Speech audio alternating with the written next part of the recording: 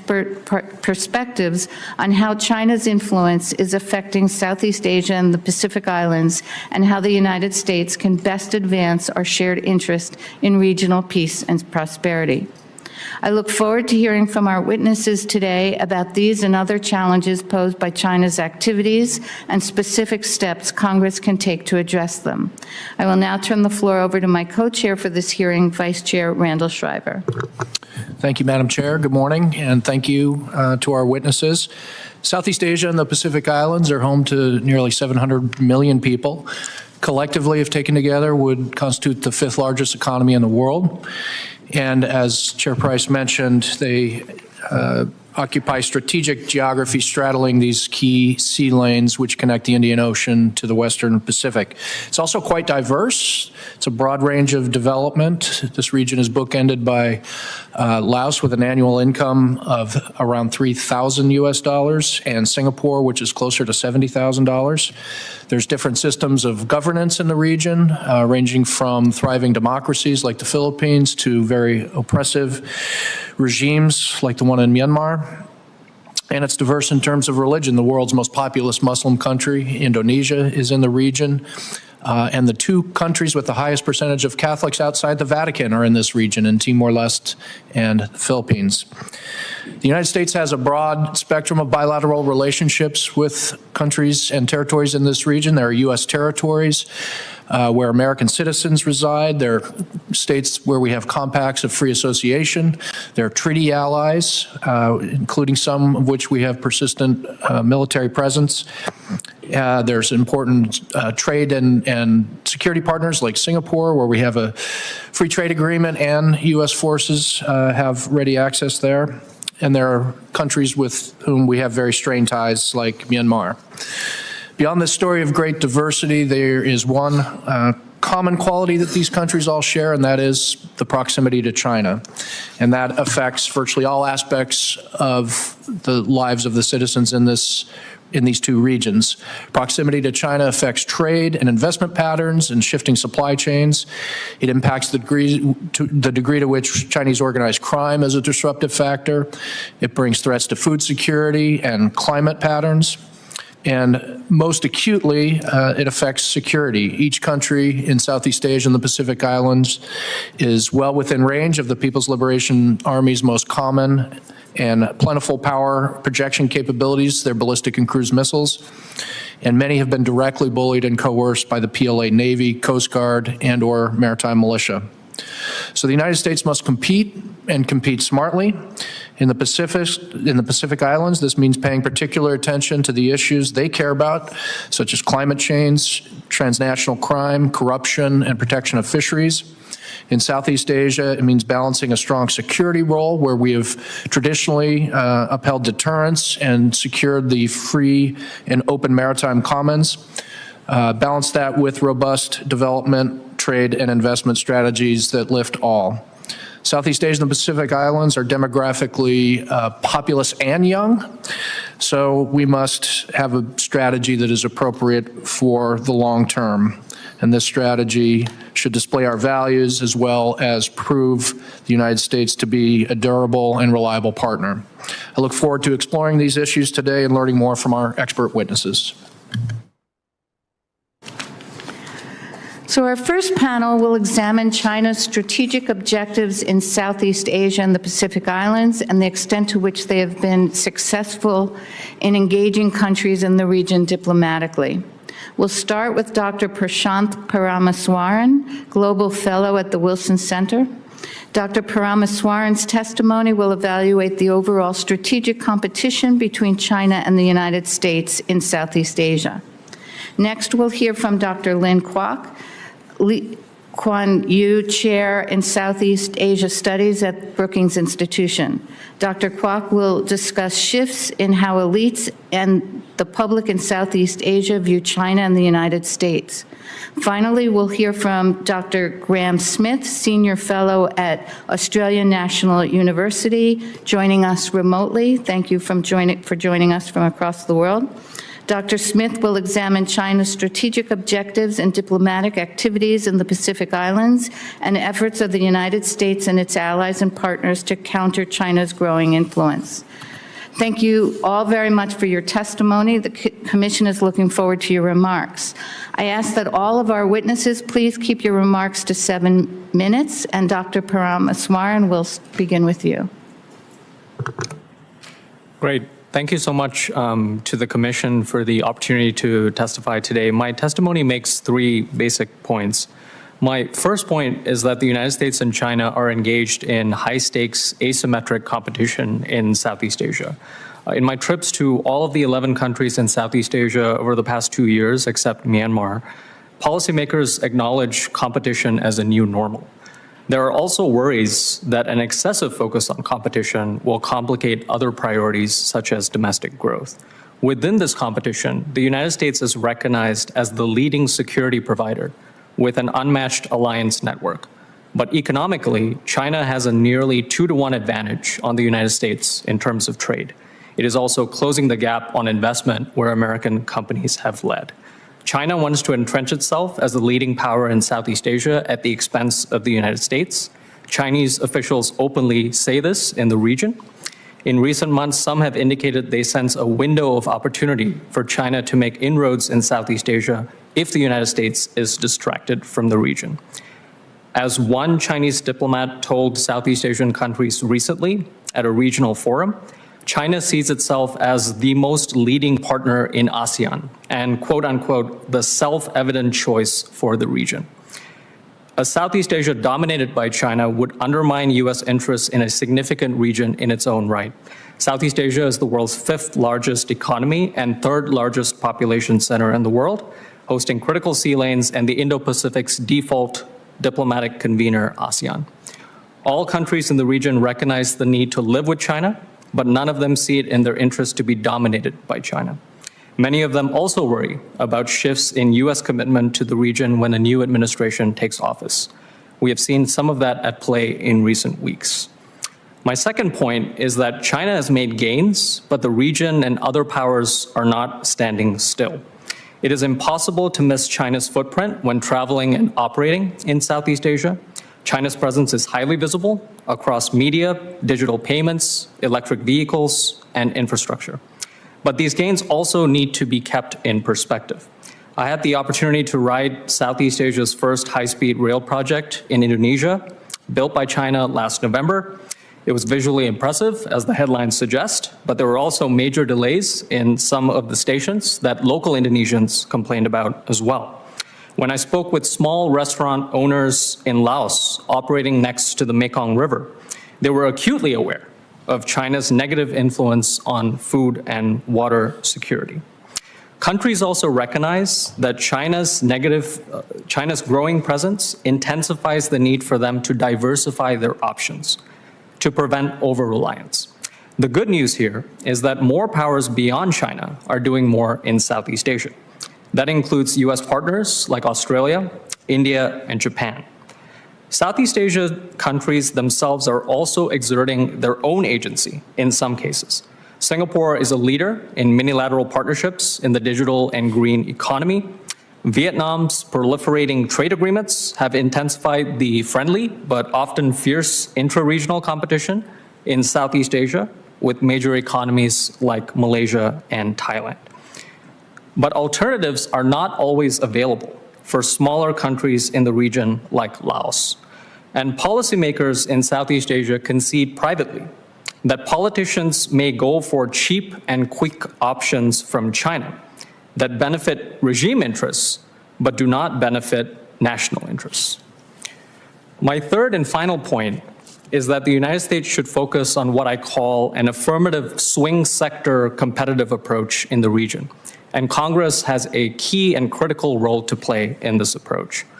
I continue to believe that the United States should ideally pursue full spectrum competition, at the very least across all 4 letters of the acronym DIME: diplomatic, informational, military, and economic. At the same time, given constraints on time and resources, there is also a need to focus on a core value proposition within this comprehensive approach. In my view, that focus should be on providing options and shaping choices Southeast Asian states are making in a narrower set of significant strategic industries. To my mind, this is more preferable to a focus on just a few quote-unquote swing states in US-China competition that some have advocated, which ignores the full range of countries in a diverse and dynamic region. Designated priorities should focus on areas like technology, strategic infrastructure, the maritime domain, and sustainable approaches to managing critical minerals and rare earths. Congress has an important role to play in at least 3 particular areas across and beyond these sectors. The first area is scrutinizing interagency coordination and focus.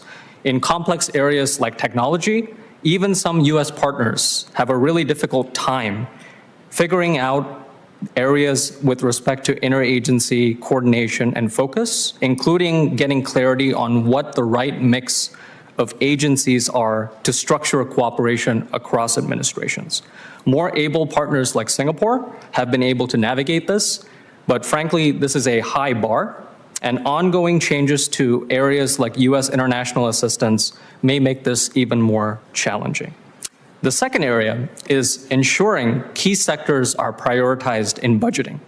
Regional funding for maritime domain awareness is especially critical for issues like the South China Sea, and should be distributed across key regional countries like Indonesia, Vietnam, and Malaysia, even as the Philippines remains a priority. The third and final area is ensuring a focus on ASEAN, which, for all of its flaws, which are recognized in the region, give US policy one way to engage across all 11 countries in a diverse region in a resource-constrained environment. Engagements with the ASEAN Secretariat in Jakarta, paired with CODELs and part of standalone visits, is one way to address this. And I applaud the Commission's own recent visit to the ASEAN Secretariat this month, broadcasted on the Secretariat's social media, as one example of this. There are other examples as well, including holding US-ASEAN summits in the United States to get past the issue of presidential engagement on an annual basis in the region. Thank you again for the invitation, and I look forward to the rest of the panel and your questions. Thank you. Thank you. And Dr. Kwok. Thank you so much. Co-chairs Price and Shriver, distinguished commissioners, USCC staff, thank you for the opportunity to testify on this important topic of US-China strategic competition in Southeast Asia. The United States has prioritized the Indo-Pacific, but is ceding influence to China in Southeast Asia, a region at its geographic heart. With about 700 million people, a fast-growing market, and vital sea lanes, Southeast Asia is central to US Indo-Pacific strategy. Unlike other sub-regions identified in the US Indo-Pacific strategy, however, Southeast Asia's geographical proximity to China dovetails with rising levels of Chinese influence, making it a weak link in US engagement in the Indo-Pacific. In September last year, I published a piece in Foreign Affairs entitled, "America is Losing Southeast Asia." I chose the title partly to focus minds, but also because it captured regional sentiment. Just before its publication, I was speaking to a senior regional diplomat, and he, unaware of the title of my publication, told me that if the United States is not careful, it will lose Southeast Asia. Now, this does not mean that the US position in the region is irreversible, at least not yet. Through decades of providing a security counterweight, the US has contributed to the region's peace and prosperity and is very much valued for it, even as these contributions have also benefited the United States. Even today, Southeast Asia does not want to choose between the United States and China, and without strong US engagement, the region's strategic options will shrink and China's influence will grow. And of course, a US loss does not mean a Chinese win. As Prashant pointed out earlier, Southeast Asia is diversifying its partnerships. However, given its proximity its economic clout, and its sustained diplomacy in the region, China stands to benefit most from reduced US engagement. Now, I think it's important to ask at the outset what the United States' strategic vision for the region is. Does it remain to outcompete China, or is Washington considering a grand bargain or a comprehensive economic deal with China that some are talking about, which could make Washington more amenable to accommodating Beijing's concerns, whether it's on Japan and the South China Sea, Japan and the East China Sea, Taiwan, the South China Sea, or the US-Philippines Mutual Defense Treaty? Further, do allies and partners play an important role in US strategic vision? Now, for the purpose of this testimony, I assume that Washington's strategic vision remains unchanged, though that's not entirely clear to me. And recent developments suggest otherwise, at least that the strategic vision is contested. Now, on US influence. In 2024, for the first time in an annual survey of government and non-government elites, China overtook the United States as the preferred alignment partner if countries were forced to choose. 50.5% chose China, while 49.5% chose the United States. Now, this edge was slim, but a breakdown of results by country reveals a sharp decline in US support. In Malaysia and Indonesia, two countries with which the United States seek closer ties under the US Indo-Pacific strategy, support for the United States dropped by a full 20 percentage points. In Thailand, a US treaty ally, the drop was nearly 10 percentage points. The decline was even steeper in Laos, where China has been actively engaging in the country. The support there was 30 percentage points. This was followed by Cambodia with an 18 percentage point drop, Brunei with 15, and Myanmar with 10. Only in 3 countries out of ASEAN's 10 countries did the United States show gains, but these were small. And these countries were the Philippines, Singapore, and Vietnam. Now, 2 key factors explain the shift in the region. First, the Gaza crisis. This was likely the tipping point. In Malaysia, Indonesia, and Brunei, all Muslim-majority countries, nearly between 70 and 75% of respondents preferred alignment with China. And you would note that all 3 countries are countries with which countries that have a dispute with China in the South China Sea. Nearly half of all respondents in the survey, moreover, ranked Israel-Hamas conflict as their top geopolitical concern, surpassing even the geographically more proximate South China Sea dispute. The numbers were even higher in Muslim-majority countries. The second factor on declining US influence is weak US economic engagement. China has outperformed the United States in trade, multilateral engagement, and infrastructure development. Since 2009, China has been ASEAN's largest trading partner. Meanwhile, the United States' credibility has eroded due to its withdrawal from the Trans-Pacific Partnership and ongoing uncertainty over whether the United States will pull out of the Indo-Pacific Economic Framework. The United States has also struggled to compete with China in infrastructure development. Efforts such as the BUILD Act in 2018, the Blue Dot Network in 2019, the Build Back Better World Initiative in 2021, which was later rebranded as the Partnership for Global Infrastructure and Investment, have yet to yield tangible results in Southeast Asia. And some in the region, in fact, wonder whether the emperor has any clothes. China, in contrast, despite criticism and despite delays, has delivered major projects like the Jakarta-Bandung high-speed rail in Indonesia and the Botan-Vientiane Railway in Laos, both of which are not perfectly operational, but nonetheless operational. While regional countries remain cautious about economic dependence and strategic risks, they nonetheless welcome much-needed infrastructural investment. In Indonesia, plans are underway to extend the high-speed rail network across Java, potentially connecting Jakarta and Surabaya. The United States remains the largest source of foreign investment in the region, but much of this investment is concentrated in Singapore, and China is rapidly closing the gap in FDI levels. Adding to the drop in U.S. influence is inconsistent U.S. diplomacy. Beijing's actions in the South China Sea remain the main obstacle to its greater influence, but it has been remarkably effective at minimizing fallout through economic incentives and diplomatic outreach. Finally, a growing perception of U.S. Unreliability is setting in. Many Asian countries are watching U.S. security commitments in Europe and questioning whether Washington can be counted on in a crisis. The Philippines, in this respect, is particularly exposed.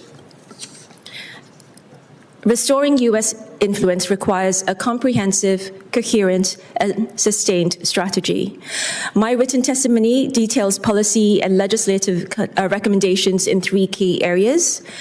Deepening U.S. economic engagement, Washington must expand trade ties, sustain its commitment to IPEF, and support infrastructure investment in strategic sectors like digital connectivity and critical minerals.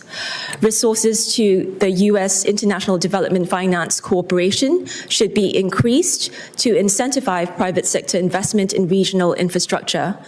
Additionally, U.S. aid funding should prioritize initiatives that more directly align with U.S. strategic interests, such as maritime security, capacity building, and digital infrastructure. Second, the United States should strengthen its alliances and partnerships. It needs to reaffirm security commitments, increase defense cooperation, and avoid coercive diplomacy. That will be essential to retaining trust. And finally, the U.S. leadership the United States should lead on defending international law and maritime rights. U.S. leadership on the South China Sea and a firm commitment to upholding UNCLOS are critical to maintaining regional stability. Importantly, framing choices in terms of international law, not as a binary choice between the United States and China, makes it easier for regional governments to align with Washington. I would refer the commissioners to my written testimony for further details. Now, to conclude very briefly, expanding U.S. influence in Southeast Asia requires a clear strategic vision and a coherent approach. But even the best crafted strategies require political will. I return to the question I posed at the outset: what is the U.S. strategic vision for the region? And if it remains to restore influence and to outcompete China, then Washington must act now, and it must act with its allies and partners. Lee Kuan Yew, the founder of modern Singapore, once observed that Asia is not a movie that the United States can pause and expect its ability to shape the region's strategic trajectory to remain unchanged. His words remained as relevant today as ever. The U.S. and the region are at a turning point. And I will close with the title of my written testimony: America First cannot mean America alone. This was also the title of an article that I published in 2016, 6 months before H.R. McMaster and Gary Cohen wrote a piece similarly entitled, America First Doesn't Mean America Alone. If Washington fails to recognize the strategic importance of its alliances and partnerships, it risks becoming a power that knows the cost of everything, but the value of nothing. Without allies and partners, Washington's leadership in Asia and globally will erode, leaving America weak abroad and poorer at home. Thank you. Thank you. And Dr. Smith.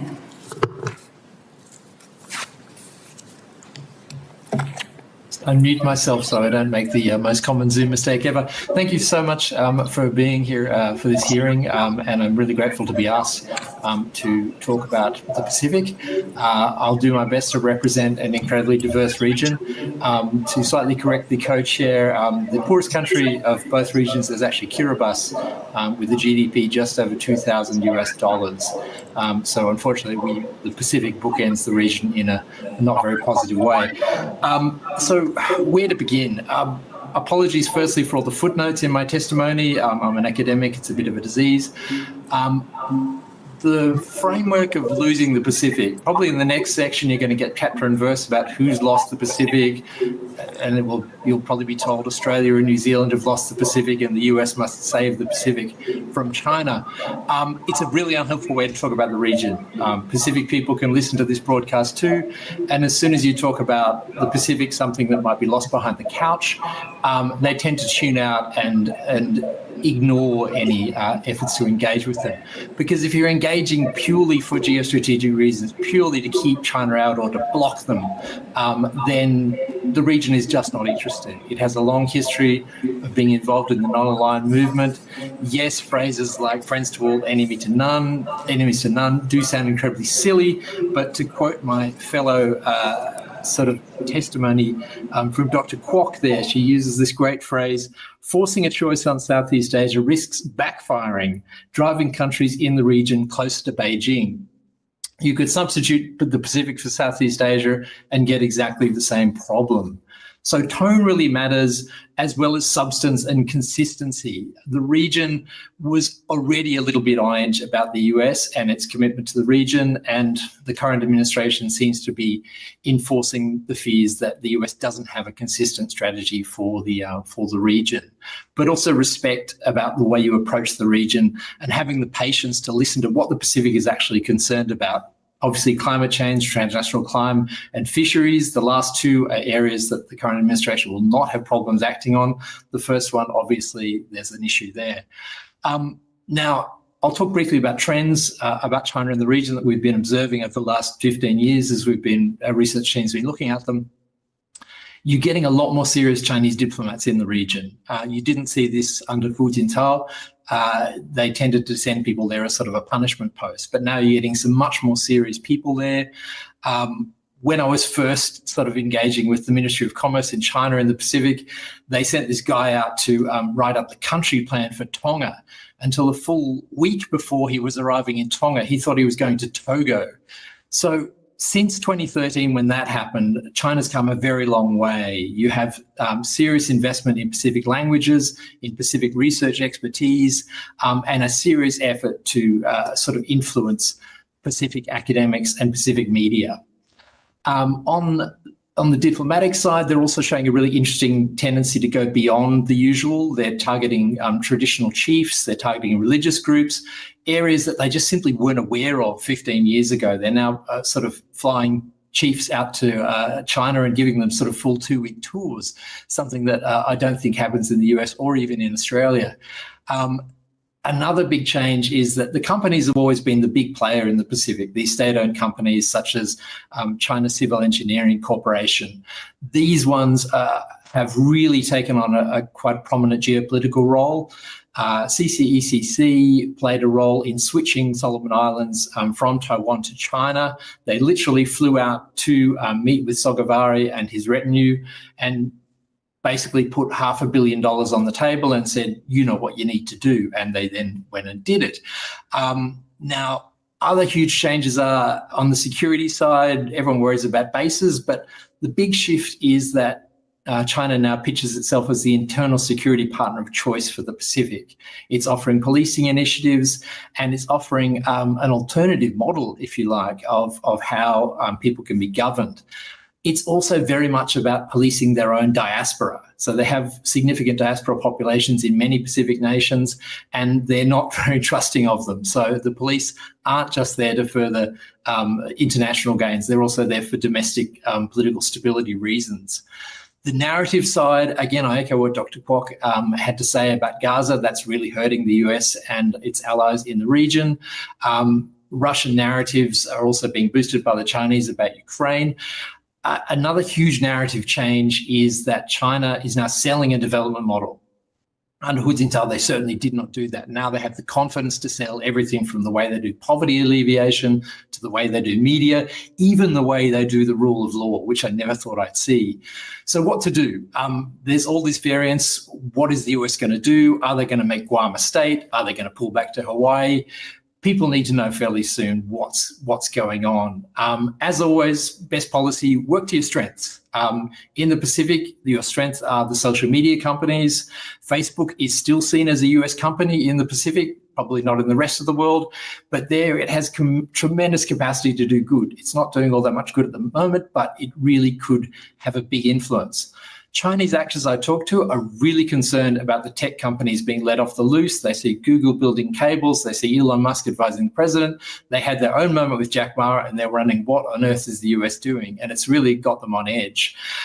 Other strengths, the US has Pacific communities. China does not. So treat those communities well, not just as sources for the US military, but genuinely treat them well. Don't, deport them willy-nilly, and really cultivate them.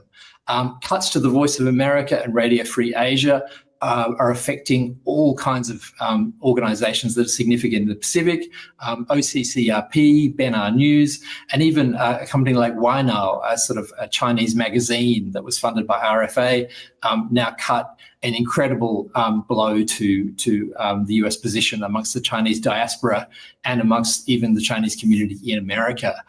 Don't go for shortcuts. Don't do these influence operations. You'll get found out. I know not everyone's for them, but they just don't work in the Pacific. Pacific is too small. Work with church groups. Everyone from the Seventh-day Adventists to the Latter-day Saints are there, and you can certainly work through those. And that would be bipartisan. I'm at my 7 minutes, so I'll leave you there. Thank you so much. Thank you all, actually, so much. I'm going to take the prerogative of the chair and ask the first question to all of you. With the concept of friends to all, enemies to none, what, in your estimation, would the countries of the region want that to look like? How would that best work for them? What are they aiming for? Yes, Dr. I can start. I think it's a complex question, because I think increasingly policymakers in the region, I think, appreciate the fact that while ideally they don't want to make choices between the United States and China, and it's a much more sort of multipolar landscape, there are going to be certain sectors where they do have to make choices. We've already seen that with telecommunications. We're seeing that with artificial intelligence. And that's why I mentioned in my testimony that I think there might need to be some reframing of how we think about competition. So perhaps in the full spectrum competition sense, you can sort of envision this as being no zero-sum choices, but there are going to be certain industries where ecosystems need to be constructed where countries are going to have to make choices. And I actually think a good example of this is Vietnam, for example, on semiconductors. They've actually been socializing this idea of thinking about technology more as an ecosystem rather than as a transactional approach of something you buy off the shelf from one country and then another country. And so I think that's one way of approaching it. But I do agree that in some of the other countries, there is a tendency to say, we don't want to make certain choices across all of these realms. Thanks. Thank you very much for your question, Commissioner Price. I think when countries say they do not want to be forced to choose, they would prefer not having to choose across issues and in general on alignment, so whether to align with the United States or China. Increasingly, they are accepting that even though they don't like it, that they might have to choose on specific issues, whether it's about banning Huawei and 5G infrastructure or restricting Chinese access to semiconductors or excluding Chinese firms from undersea cable networks. That said, they want that to be limited to perhaps to specific issues as opposed to the United States requiring a general alignment on the United States versus China. However, I think what is fair, which hasn't happened very much, is for the United States to expect Southeast Asia to make a clear choice on being for international law and not just saying that. So for instance, Southeast Asia cannot fairly be expected to choose between the United States and China, given what both countries bring to the table. But they should be expected to align clearly with principles of international law. So in the case of Russia's invasion of Ukraine, most countries stood with the United States and other Western powers that condemned the invasion. However, I think stronger action needs to be taken by countries who say that international law is important to them, and it is. Thank you. Dr. Smith? Thank you. This is a great question. I'll add two dimensions to that. One is that it can often be a transactional thing on the Pacific side. So not having to choose also means if you choose to not provide something, then we can go to China and they will provide it. So this often leads to a slightly reactive approach to policy making here in Australia and elsewhere. The other side to it is if you're going to ask us to choose, make sure you're giving us a meaningful choice. And particularly in the area of investment, you hear this throughout the Pacific, it's like you're telling us not to take Chinese investment. Okay, where's the American investment? Be it in Guam on tourism. If you're in Fiji, the power of China is not debt trap diplomacy. That's got a lot of play. But the real power of China in the region is the pipeline of investment, the promise of, if we go with China, Fiji is lacking 5,000 hotel beds. Who's going to build those hotels? They're betting that China's going to build a fair chunk of them. So if you are going to push for a choice, make sure it's a choice that's meaningful to Pacific Island countries, because at the moment, they just don't see it. Beyond military engagement, they're wanting more on the trade and investment side, and they're just not seeing it from the US. Thank you. My time is up. Co-chair? Thank you. This idea of not wanting to choose, it never particularly bothered me as long as countries are willing to choose their own sovereignty, choose rule of law, choose to make decisions from capital without undue pressure or coercion, excuse me. That generally aligns with us. So I think your point, Dr. Kwok, about putting those arguments forward about international law, rules, norms, et cetera, is a very important one. I want to ask a question, maybe of all three, about China's perceptions of the current trajectory in the region. How do they judge in Beijing whether they are winning, gaining, succeeding? What is their criteria? And do they feel as though they've got the wind at their back right now, given whatever you might want to cite, given our own policy decisions here in Washington, given the success of their diplomacy and investment? But I'm curious how you think the Chinese view the current trajectory, and what is the important criteria for them in this competition? We can just go down the line again. Yeah, it's a great question. I think, at least publicly, China tends to evaluate its capabilities more sort of in a comprehensive basis, so comprehensive national power. And when they refer to this in public engagements with ASEAN or individual Southeast Asian countries, they tend to point to the breadth of their engagement and not focus as much on the depth of their engagement, because they know that they have an advantage, perceived advantage over the United States in certain channels of communication. So that's kind of the general line that I see. I also do see that China has been talking a lot more publicly about its non-economic levers of influence over the past few years. I think perhaps a decade or two ago, Lynn mentioned this in her testimony as well. China being a leading trade partner is frankly quite an old story. It's kind of a story of the 2000s. Right now, China is very, very bold and public in terms of talking about engage more on the global security initiative. We want to talk to you about dual-use facilities. And this is not something that's sort of secret or something that you have to parse statements through. They're saying this publicly across to all of the Southeast Asian states. So the strategy that people talked about hypothetically maybe about 2 decades ago, that China, like every power we've known in history, is going to initially start with economic levers of influence and then move to the security domain and have comprehensive levers of influence.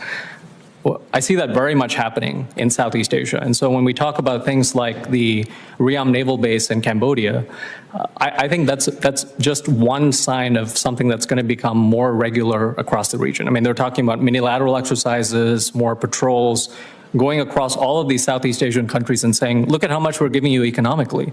Why are you not doing more with us in the security domain? You can do something with the United States, but you need to do more with us across all of these domains. So I think that's kind of how I see it more generally. Thank you very much for your important question. How does China see recent developments and where it stands? I think if I were China, I would be looking on quite cheerfully at what's happening. First, I mentioned how the Gaza issue was impacting the region. We do not see a change in that, and we in fact see a doubling down. Second, you mentioned earlier that the United States doesn't expect countries to choose, and I think that has been the case in terms of general alignment for a long time. However, there are signs, say for instance, the United States approach to Panama, where Panama was asked to reduce Chinese influence and control, and that was a news catching report. But there are also smaller developments since, where, say, well, not smaller, but there also have been developments since, say, the national security presidential memo issued, I believe it was in February, where the United States is fast-tracking investments for allies and partners if allies and partners do not invest in adversaries. So I think there are indications where the United States might be forcing a harder choice. Third, I think China would be watching how the United States is behaving with respect to its allies and partner in Europe with some glee. I think it's been quite quiet publicly, but behind closed doors, it's pointing out to ASEAN and its member states that the United States could similarly be lacking in its commitment to Southeast Asian countries.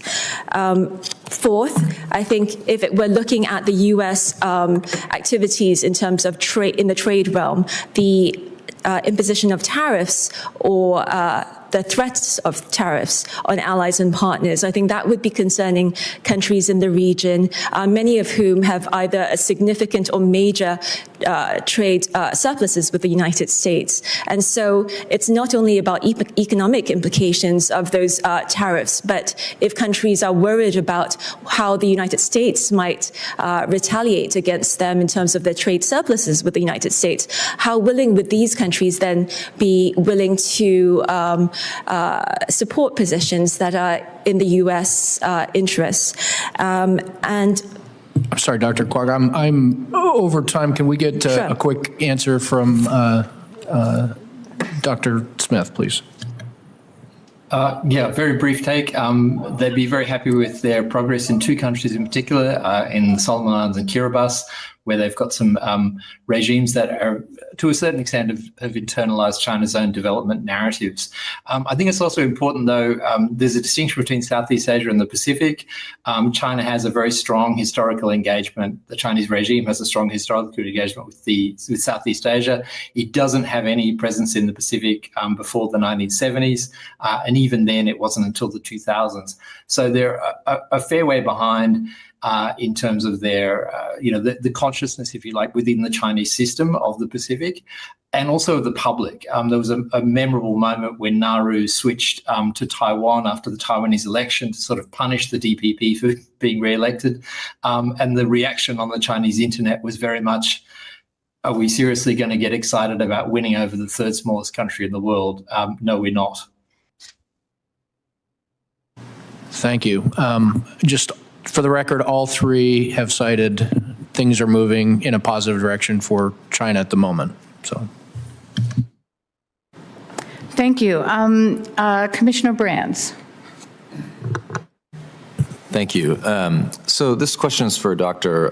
Paramasaran. You mentioned in your testimony that Beijing perceives a window of opportunity to expand its influence in the region. Could you just say a bit more about that and why that window is open, what its implications might be?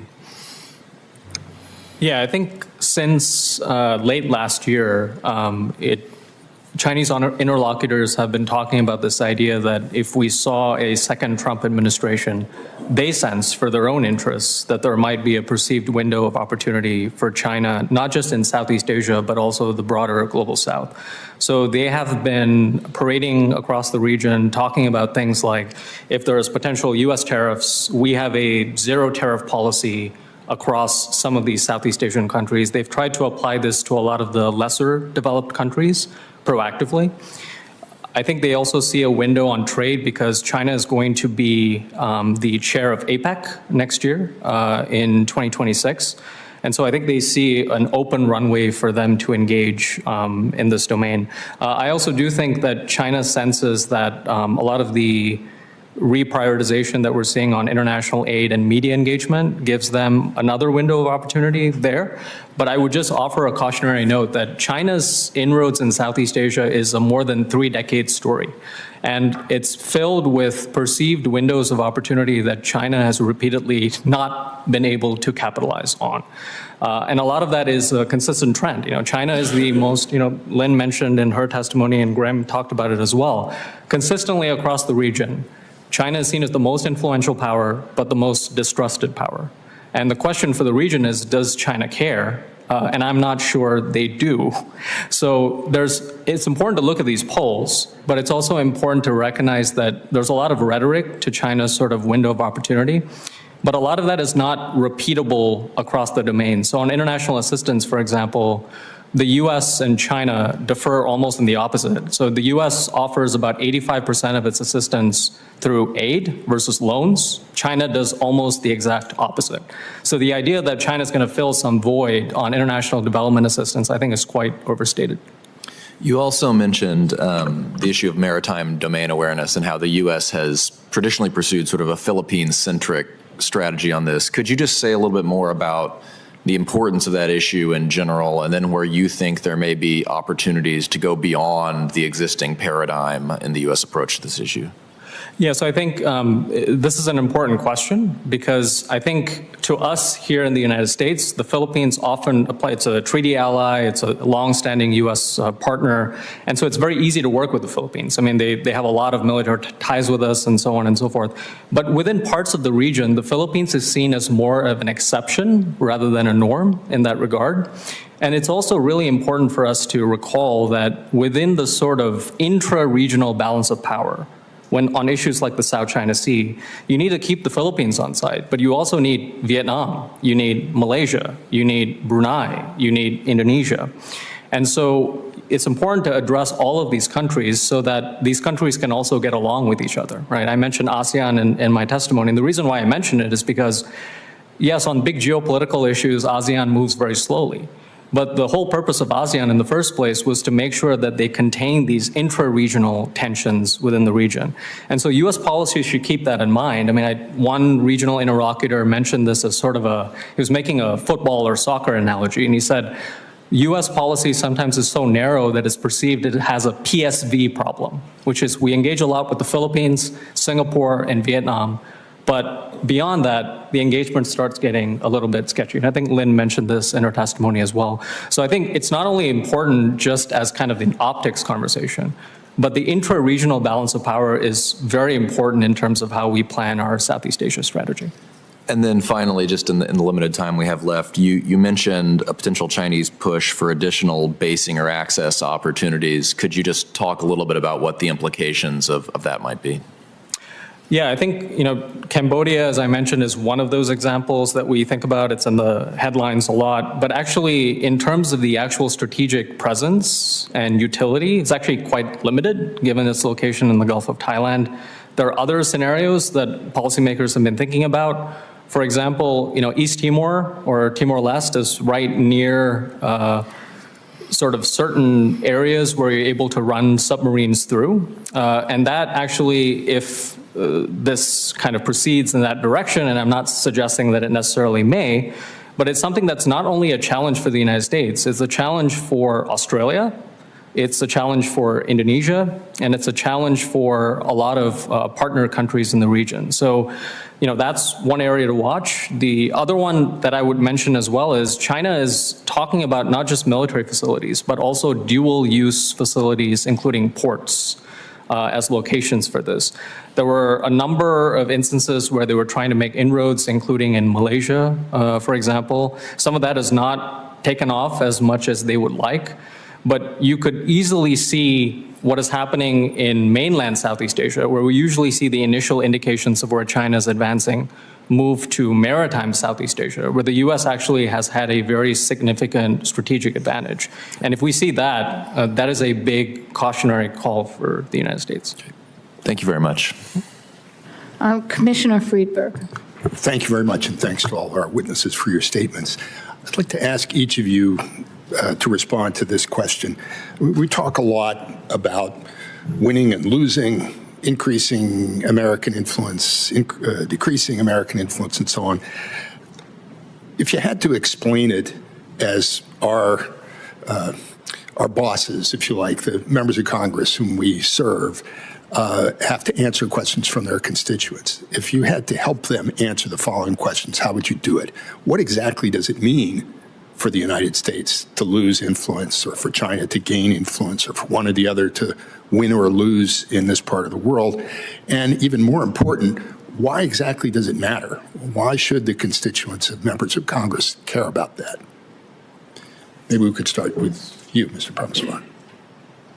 Yeah, so if I were to just put it in one or two sentences, I would say if China were to gain control and create a geoeconomic sphere of influence in the center of the world's most prosperous region, which is the Indo-Pacific, that would make everyday Americans poorer, that would make everyday Americans less secure, and that would also make everyday Americans also more isolated from that sort of hub of growth and opportunity. And so that would be a clear sort of issue or challenge for U.S. interests. But I also think, more importantly, imagine any region of the world, and now imagine the most dynamic of the region of the world looking more like China than it does the United States, or for that matter, forget the United States, Australia, Japan, any of allies and partners. That is a scary thought to imagine when you think about not just security and economics, but also democracy, human rights, media freedom, and so on and so forth. Okay, thank you. Dr. Kwok. Thank you. Thank you so much. Just very quickly, I wanted to respond to the point of China's, there being a great deal of mistrust on China, and there is, but notwithstanding that high degree of mistrust, which was recorded in the poll last year as well, China still came out on top of the United States in the choice of alignment partners. So in response to your points, Commissioner Friedberg, I think what Prashant highlighted is an important point, namely that if China were to control the Indo-Pacific or the South China Sea or Southeast Asia, we could see trade routes potentially being closed off. In the past, that was hard to imagine, because in the past, that would be cutting off its own nose to spite its face, given the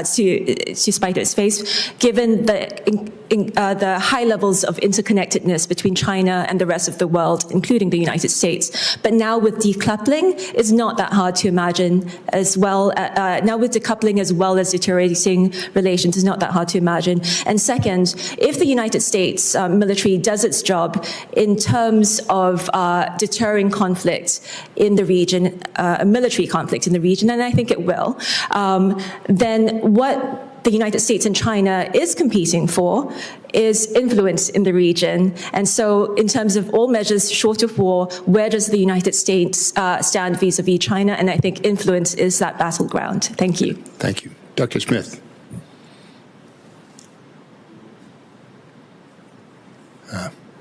You're muted. You're muted.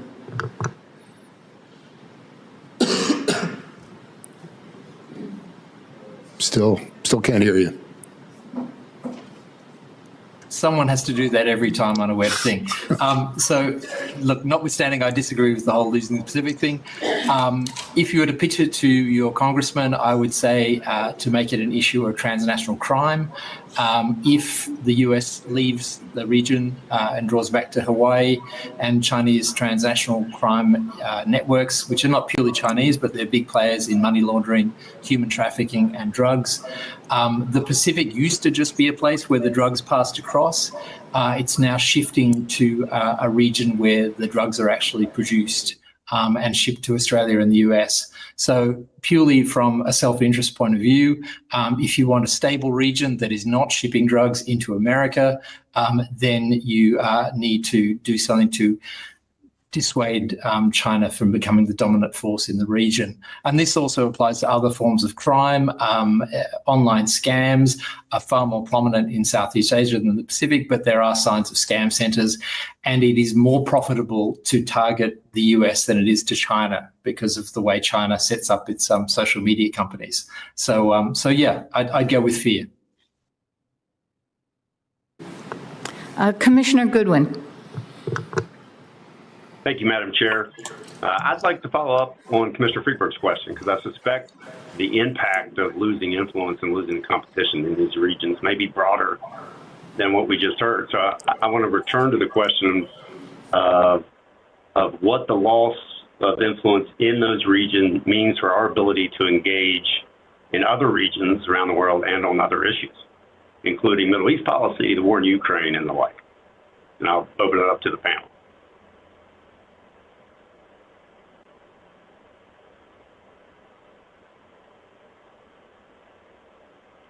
Like to start?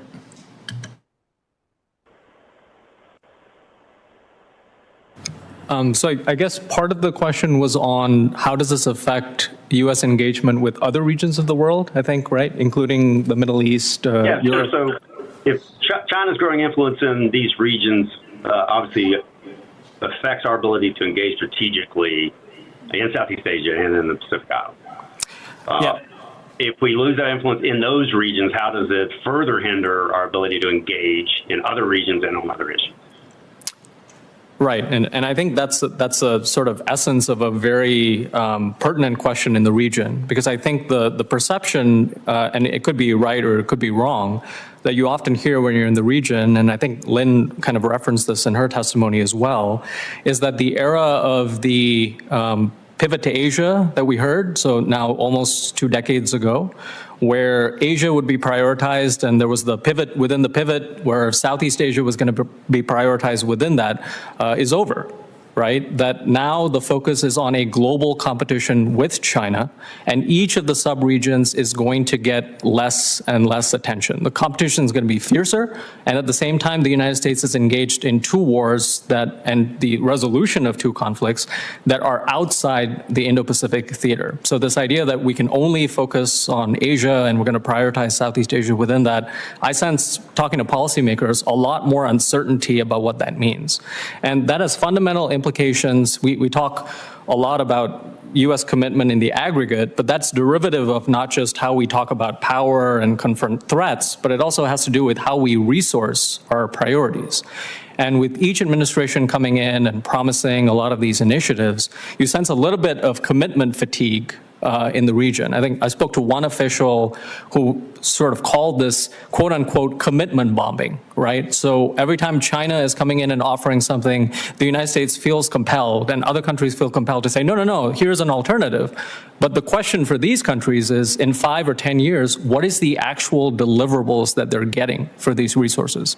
So they see a lot of commitments being put up as this resourcing challenge across theaters happens.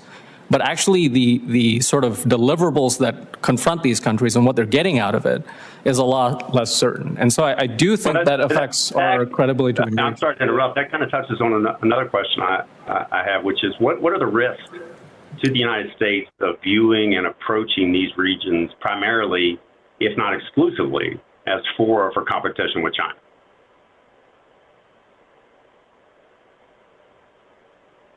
I'm happy to answer that one, if that's okay. Sure. Yeah, no, that is really the key question for people in the Pacific. Pacific is not poorly governed, but it's very much stretched. So it's small populations, and they're engaging with a huge number of donors and partners. And so the commitment fatigue he was talking about there really stretches in the Pacific. Now, where it's a problem is the question of why are you coming to us is a really key question. If you're only coming to talk to us because China came here last week, as we often see, then your credibility is reduced. There was a fascinating study done of Solomon Islands' social media reaction to this security agreement that was signed with China. And it actually ran negative for the US because straight after it was signed, a bunch of US officials flew in. And rather than seeing this as, what business does China have signing this, draconian security agreement with our government, yes, it didn't poll well for the Solomon Islands government, but it polled even more negatively for the US, where people were kind of like, hang on, you've ignored us for, since World War II, suddenly you're flying in every second week. It's just seen as, if you're only here because of China, then, we're not impressed. I think, as you point out, Commissioner, the impact on the United States of a declining influence in Southeast Asia is broader, and engaging Southeast Asia through the lens of US-China competition is not ideal. Let me point out the number of ways in which it has a broader impact on the near region as well as beyond. In the latest meeting between Xi Jinping and the president of Indonesia, the two leaders signed a joint statement. And in that joint statement, Indonesia not only agreed to joint cooperation in the South China Sea with China, so possibly conceding that there are overlapping claims between China and Indonesia, but Indonesia went further in other parts of its statement to also cite language or use language very much in favor of China on Taiwan. So that was an issue. So impacting more than just Southeast Asia. Second, on the Middle East, I think it'll be very hard to get Southeast Asian countries' alignment on the Middle East with the United States. Nonetheless, I think it's important not to have the region think about the United States as a power with double standards and allowing of great atrocities in the region, but one that is constructively trying to handle the situation. And finally, of course, it hurts its position in Ukraine and broader Europe because this is part of the sort of anti-global North sentiment that's coming from the global South. Let me close there because I know we're out of time. Could I just add something really quick? Yeah, go ahead. So I just wanted to go back to something Graham said, because I think it's a really important point, which is, countries don't want to make choices, but they do want more options and alternatives. And I think the U.S. is in a position to provide that, not necessarily a like for like necessarily, but there are plenty of examples where the United States has stepped in to do this, right? There was a bankrupt shipyard in Subic Bay in the Philippines, and the United States stepped in to prevent that from happening and China acquiring it, right? In Myanmar, there was this giant port project that China was sort of involved in, and the United States supported capacity building, not for an actual port project, but for the government of Myanmar, the previous government of Myanmar, to evaluate that and then shrink it so that it wouldn't get into a huge debt burden. So these don't get a lot of headlines, but I just want to point out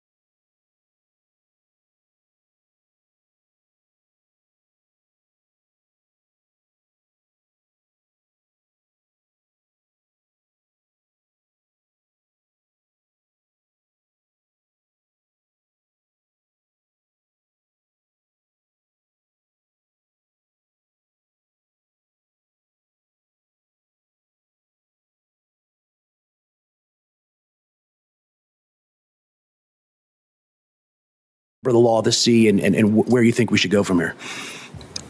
Absolutely.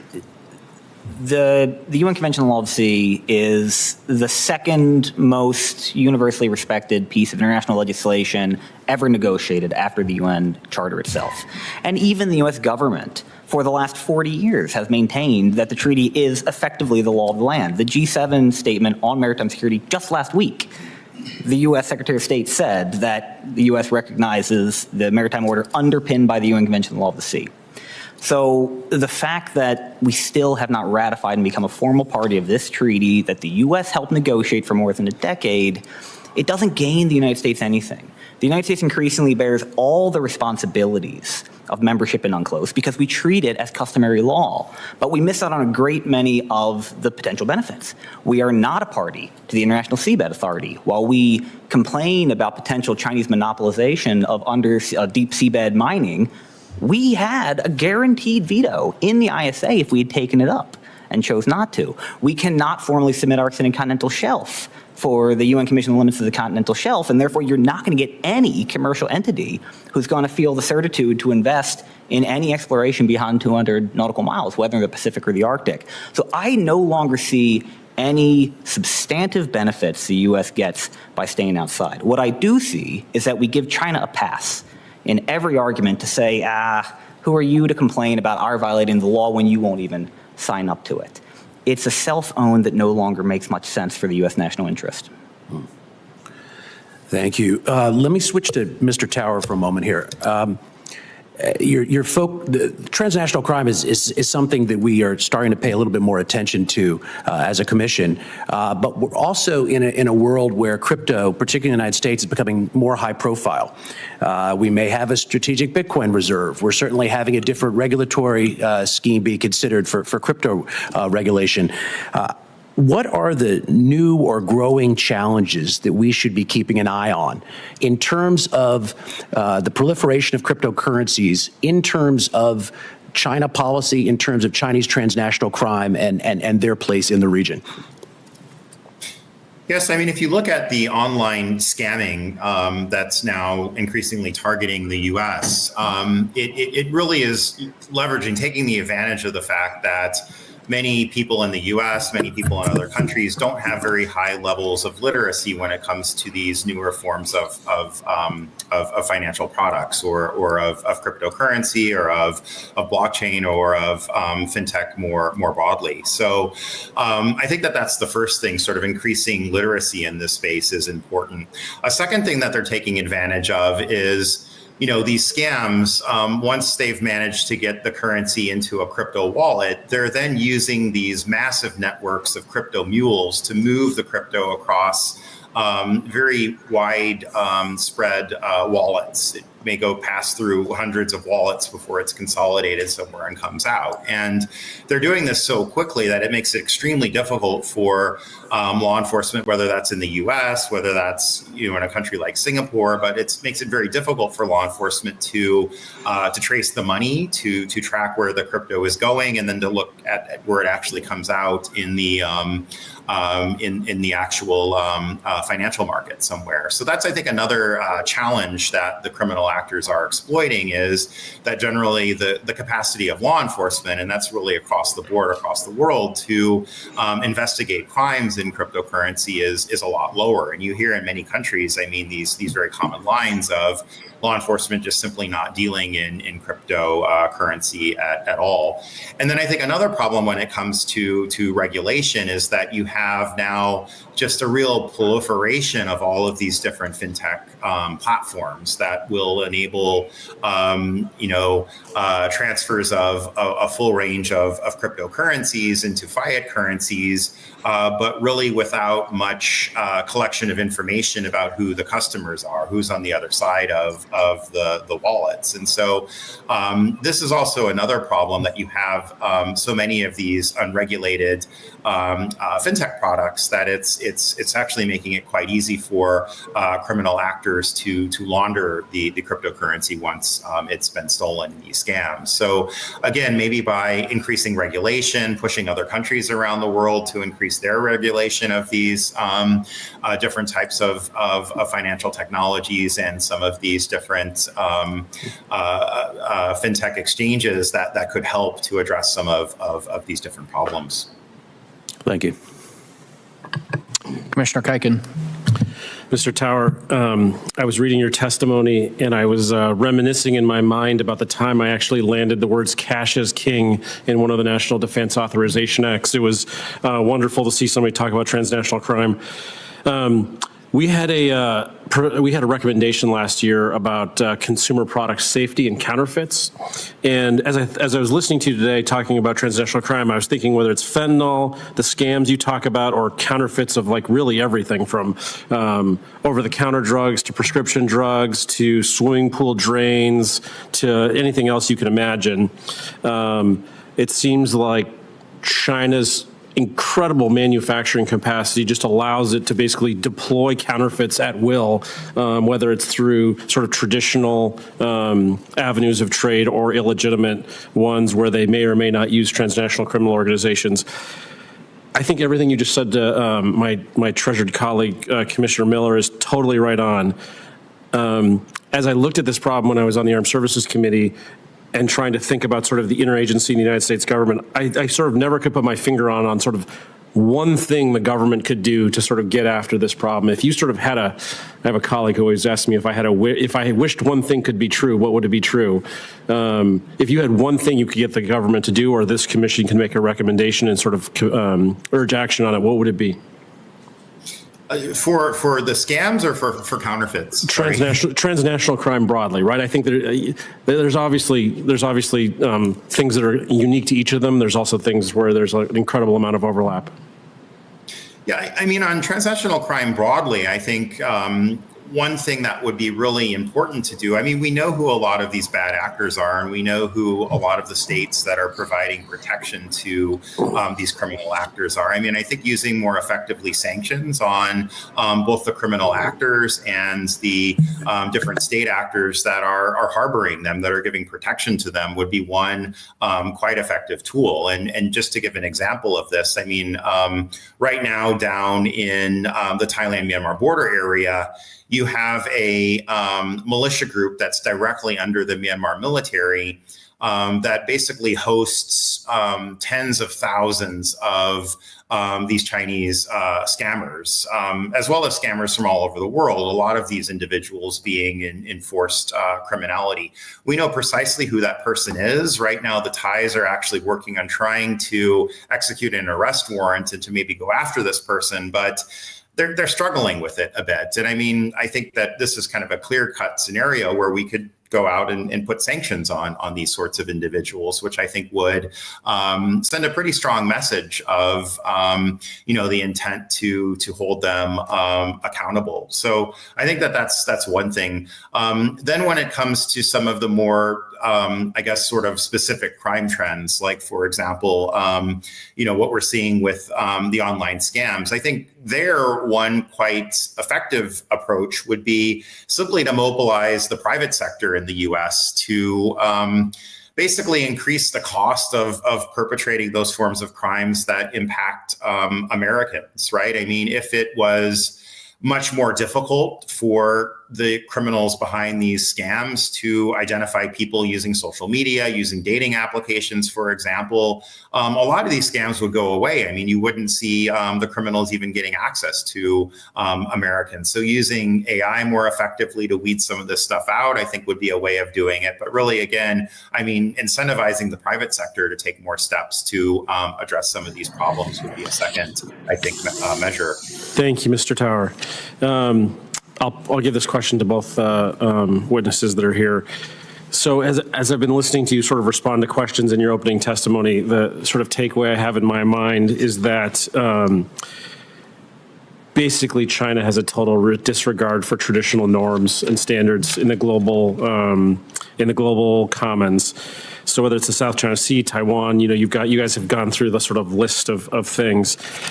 And they basically established a new normal. This is sort of how I've thought about this. And so if we're going to sort of put this back in the box, what's the first thing we should do? What is I said to Mr. Tower one thing, he gave me two.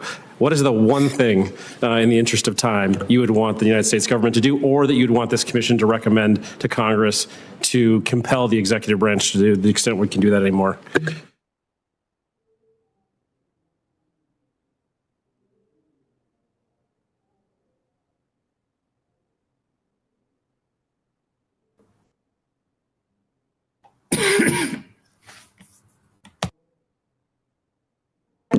Okay, there we go. Yeah, raise the cost of taking Chinese money in the target countries. So what the U.S. did recently with designating the Thais who sent the Uyghurs back to China, that makes a big difference. So make the Chinese illegal activity unwelcome in the target countries. Make people know they're not going to get a visa to the U.S., their bank accounts and assets in the West might be seized, that, there is a cost. So you can go, the Chinese will just send new people. Broken Tooth was operating in Palau. He was attempting to get land, we've heard, near where the U.S. is putting in a military installation.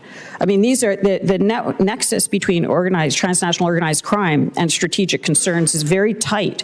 They will use the organized crime for strategic gains. So make them unwelcome. You used to know, don't do business with the Soviets. Right? They're the bad guys. It's going to be a problem for you when you're dealing with the U.S. Make it similarly a problem, and this is even easier because this is illegal anyway.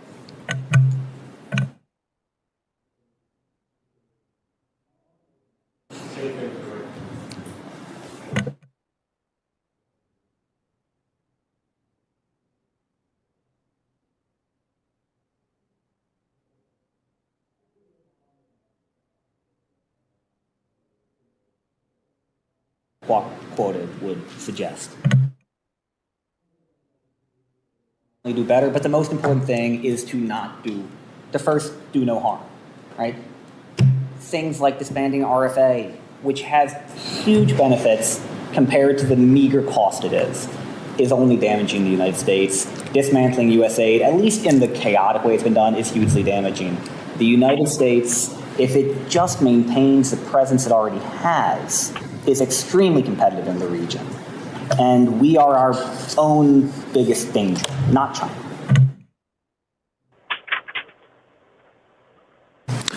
Okay, Commissioner Goodwin. Thank you, Mr. Chair, and my appreciation to the panel for their great testimony today. Mr. Tao, I was interested to see the parallels you touched on in your testimony about combating fentanyl and the fentanyl crisis with combating these criminal scams across these regions. And in that context, you touched on the value of cooperation and coordination between law enforcement agencies in China and the United States, including sharing intelligence, obviously holding individual officials responsible, and engaging and ensuring that any domestic crackdown doesn't simply shift a focus, an emphasis, and operations elsewhere, including especially towards the United States. The challenge is, as it has been in the fentanyl efforts, how best to incentivize that sort of cooperation and coordination. And if we can't, and if they won't, how do we impose costs? I think one way of addressing this is also considering that where are the scam centers? Where is a lot of this activity taking place? It's on Thailand's border. There's also scam centers in the Philippines. And in all of the different crackdowns and raids, you're seeing where lots of devices are being seized and taken out of Myanmar, going into Thailand. Right now, what is happening, actually, I think it's really frustrating for the Thais, because Thailand is trying to be involved in a crackdown. It's trying to do some of this work down there, but China's coming in and it's really kind of pushing the Thais around a little bit. China wants access to all of those phones. It wants access to all that data.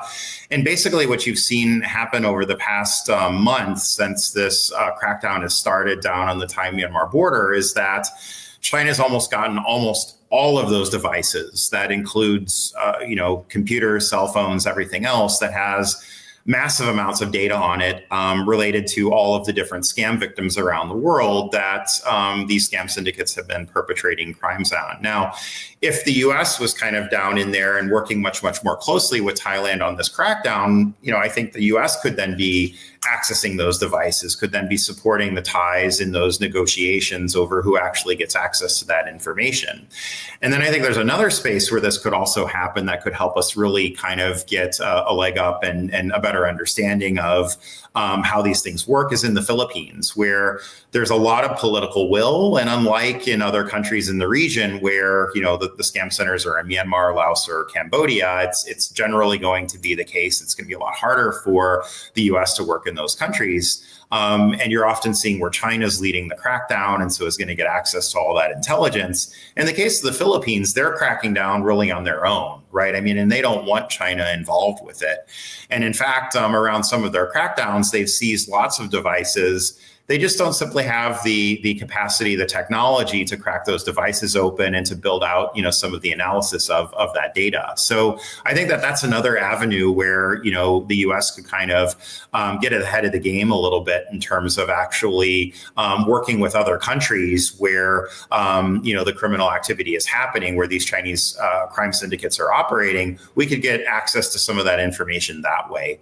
And then I think as the U.S. starts to build up more of a better understanding of how this works, it starts to build more of a database of losses to victims and starts making more of those connections, then it will be on better ground to go and really push the Chinese to start, giving over more of that data and more of that intelligence. There are other ways of getting access to the intelligence that we need to crack down on these crimes other than just, asking China for it.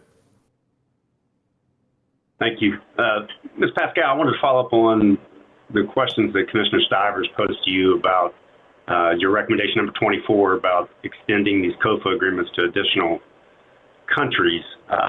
Previously in your written testimony, you also seemed to suggest that the structure of these existing COFAs were perhaps a bit outdated in the sense that they were built upon the assumption that the greatest danger in the region would be hostile military action. How do we structure and craft these new agreements, as you would recommend, in a way that best confronts the threat of Chinese influence?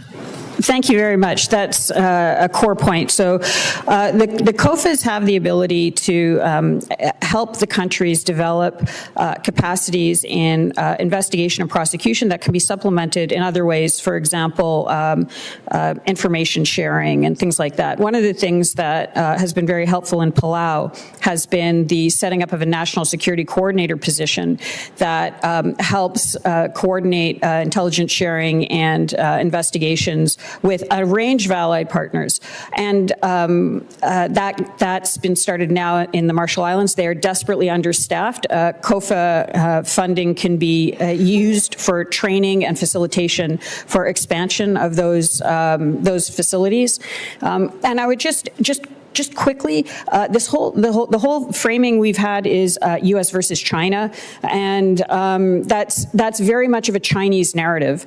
And what's clear in a lot of the compact states is especially because two of them recognize Taiwan.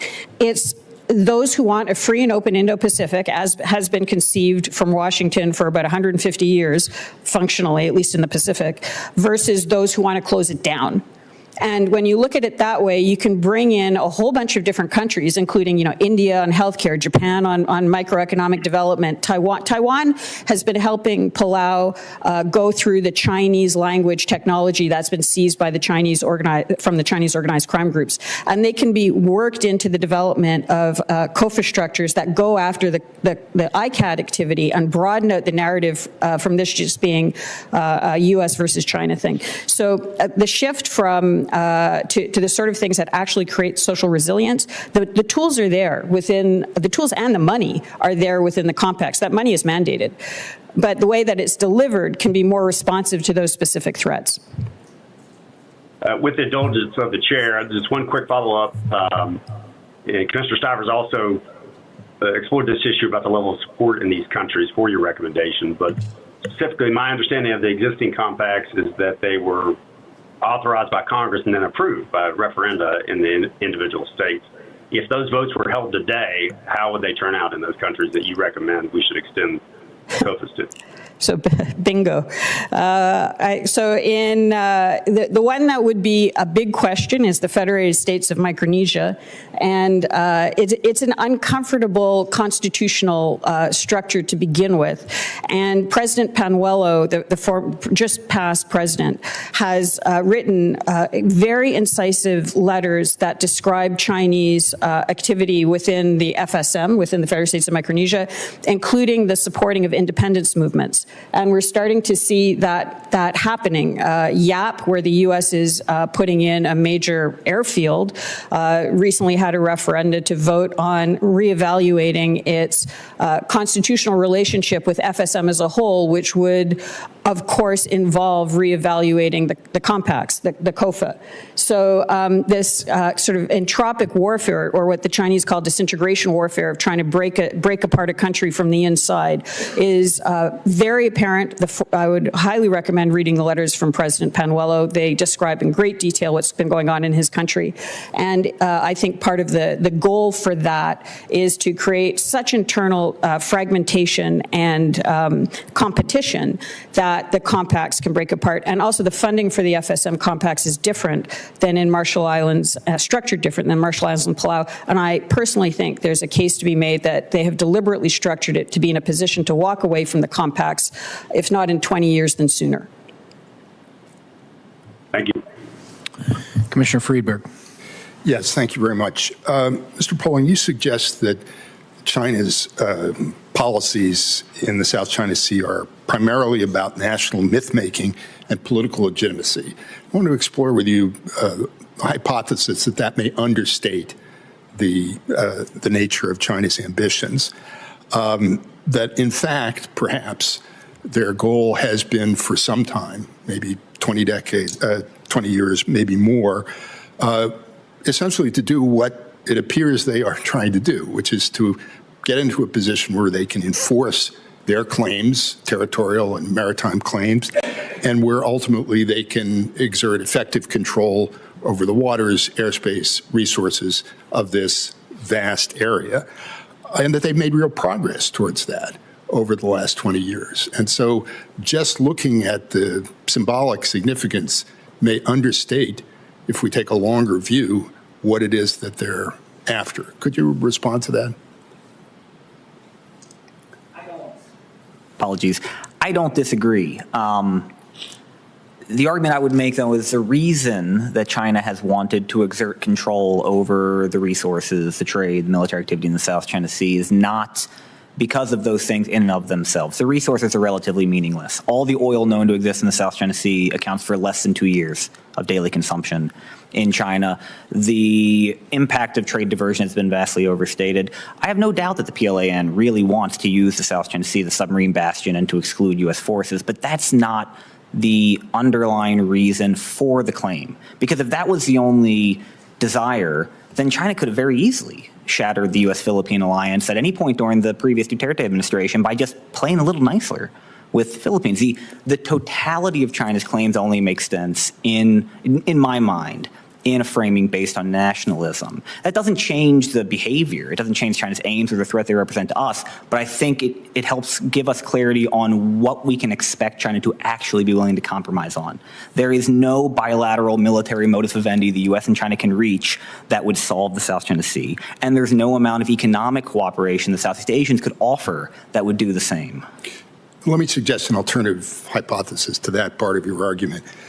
Maybe China hasn't negotiated and agreed to a reduction in the scope of its claims in the South China Sea in return for a reduction in the American presence, because they think in the long run they can have both, and that that's what they're aiming for.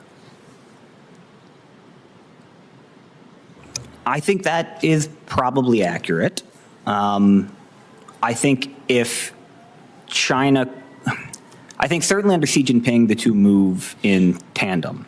And I don't think there's any hope under Xi's leadership of a compromise. Even if the U.S. did say it was going to stop close-in surveillance and FONOPS, et cetera, it wouldn't change anything about China's behavior toward the Philippines. I do think that there is still room for compromise under a future Chinese leader, but it will have to involve both a compromise on the meaning of China's claims, the nature of historic rights, and concessions by the U.S. as well as Southeast Asian claimants. Okay. You suggest that, in fact, in recent years, the countries of the region have been successful in pushing back against China, and they've sort of found that the Chinese are reluctant to escalate. Here, too, I wonder, though, if this isn't a little bit too narrow a view. And so perhaps the question would be, what exactly might be required? What would change that you think could cause China to be willing to escalate? And let me suggest here also a hypothesis. Maybe it has to do with their assessment of the extent to which the United States is committed to pushing back against possible escalation. And if they come to doubt that, they may be willing to play a lot rougher than they have. I think that's absolutely correct. Had the United States not persistently clarified the application of the Mutual Defense Treaty to the Philippines over the last several years, I'm quite confident that the BRP Sierra Madre would not be on Second Thomas Shoal, that China would have been willing to escalate to at least a small contained use of military force if necessary. And that probably applies across the South China Sea. Okay, so this could be a temporary improvement depending on the extent of the American perceived commitment. The last question I wanted to ask you, and it's a big one, so maybe you could just give us a brief response, but what do you think China or this particular CCP regime's desired end state in the South China Sea is? I don't think that China actually wants all the resources of the South China Sea, but I certainly think that it wants all of its neighbors to have to ask permission before they can tap their own. I think it wants, as it's written into the very first draft of the DOC all the way back in 1998, no foreign military activity without China's permission, no joint exercise without China's permission. This is about an acceptance of Chinese hegemony, not about direct Chinese control of all the activity. Okay, but that's more than just myth-making, and it's more than just China's legitimacy.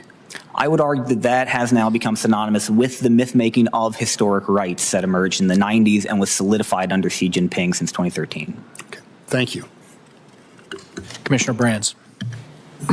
My questions pick up where the last set left off. And so, Mr. Poling, you mentioned in your testimony the concerted Chinese pressure campaign that the Philippines found themselves under, particularly at Second Thomas Shoal, mostly last year, I guess it was, extending perhaps a bit far beyond that. And you mentioned, this, I think if I'm paraphrasing correctly, the mathematical certainty that at some point a Filipino sailor is going to get killed in one of these encounters. And so my question is, what happens then? And so you stated, and I would agree with this, that it would be extremely damaging if the U.S. were to sort of do nothing in response to that.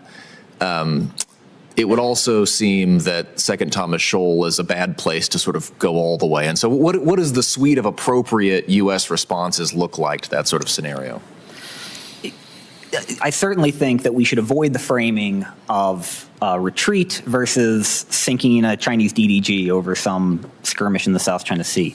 Article 4 does not obligate the United States to go to war with China if China kills a Filipino service member. It requires the United States and the Philippines to jointly take steps to meet the common threat. Those do not have to be kinetic steps. I certainly think that in that case, it will be incumbent on the U.S.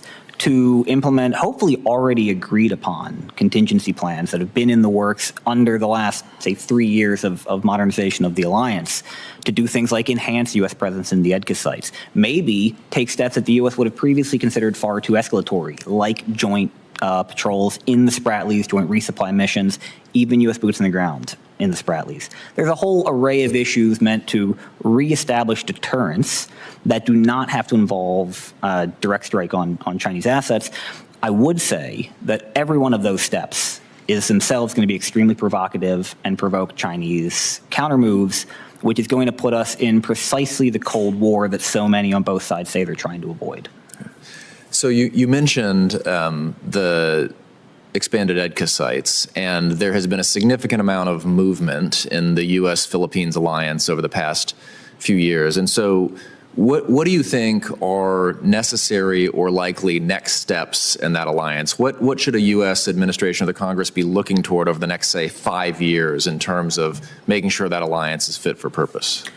So when it comes to platforms, I think the most important are going to be intermediate range fires. We already have one set that from the U.S., Tomahawks that have been there since last year. The Filipinos have their own BrahMos missiles. We need more of that on both sides to reestablish some credible risk to Chinese vessels in the South China Sea. Then you need to see real, lasting U.S. infrastructure investment in all 9, or at least 7, because 2 of them might not be necessary, of the EDCA sites, because the point eventually is to turn those over to the AFP. They will become Filipino assets.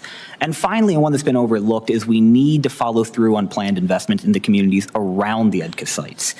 Previously, that was led largely by USAID. Somebody else needs to step into that void because it needs to be clear to Filipino communities that these are a benefit, not a burden, or they will end up the same political football that U.S. basing did in 1992. Okay. And a final question for you. I think for years, the conventional wisdom has been that China has a very strong presence in the South China Sea in peacetime, but that many of their assets and bases would be extremely vulnerable in war. I take it from what you implied in your testimony that you think that may be shifting as the PLA modernizes and builds out its footprint in the region. So could you just say a little bit more about that? I actually think that is quite wrong. I published an article in War on the Rocks years ago that provoked an amount of criticism, but I stand by it, that the U.S. could not effectively neutralize Chinese basing in the Spratly Islands and has not been able to for years. In theory, could I run a model that says yes? Sure. But in order to degrade the critical nodes on those islands, you would have to empty the magazine of every vessel in the 7th Fleet. And I struggle to imagine the scenario in which you're willing to do that you're not fighting over Taiwan or some other more significant theater. So I just don't see the world in which the U.S. could actually do that. Great. Thank you very much. Would any commissioners like a second round? Yeah. Aaron? Ms. Pascal, I very much enjoyed your testimony in part because of its historical sweep and the Great White Fleet, Teddy Roosevelt. We don't always get that in testimony, so I really appreciated that historical perspective. But I wanted to go back to a question that one of my colleagues raised earlier to expand on it. What is it exactly that you envision China doing or being able to do if it builds out its position, particularly in the South Pacific Islands? Are you imagining a war in which Marines are going to storm ashore at Guadalcanal, or where China is building bases from which it is going to interdict sea lines of communication running across the Pacific? Play out that scenario a little bit for us. Sure. We're still kind of mirror imaging our version of war. Right. So what you're starting to see, and again, the Pacific Islands are a good place to see where this is going. The headquarters of the Foreign Fisheries Agency, which is the agency that's supposed to counter things like illegal fisheries, is based in Solomon Islands. The Coast Guard, U.S. Coast Guard, is acknowledged by everybody in the region to be doing a good job with a very small number of ships, helping with illegal fisheries. They were supposed to go into port in the Solomons to refuel and sort of check in. And nobody picked up the phone. They couldn't get in. There was bureaucracy. And the islands will use the excuse, oh, you know us, we're all just disorganized and whatever. But the point was they waited around as long as they could. They couldn't come into port. They had to move on to Fiji. And then it happened again in Vanuatu. So you start to see this blocking of U.S. access that's a port example, but you see it in commercial activities. You see it in telecoms. You see it in transport with the direct flights. You're seeing kind of the unrestricted warfare across the board usage of the islands, including for getting into other locations. So in Palau, for example, they published a list of undesirable people, and there were a whole bunch of people from Vanuatu on there. And they were Chinese who had bought Vanuatu passports, right? And they were doing who knows what. And they're using those locations to then launch operations in other places. So it's a much more comprehensive definition of warfare that creates an environment in which the U.S. cannot operate. And it may not know why, and it may be looking in the wrong location, and it's probably fighting in the wrong way. I mean, Senator Rubio passed a law saying that there needed to be a study done and made public into the wealth of the leadership of the Chinese Communist Party. That would help. That would help as much as sending a Coast Guard vessel into Solomon Islands. We're focused on their U.S. versus China narrative and on fighting in their way, in the way they want us to fight. I would say broaden it out and use the tools that we have. We have truth on our side. How much better can you get? We just need to get that truth out there. Otherwise, you're not going to be able to move, which was the great fear of Roosevelt and McKinley and Reagan. I mean, everybody saw it. Thank you very much. Yeah. Thank you again to our witnesses. Appreciate your support of this commission's work with your expert statements. And we will now break for lunch and reconvene at 1:50. Thank you.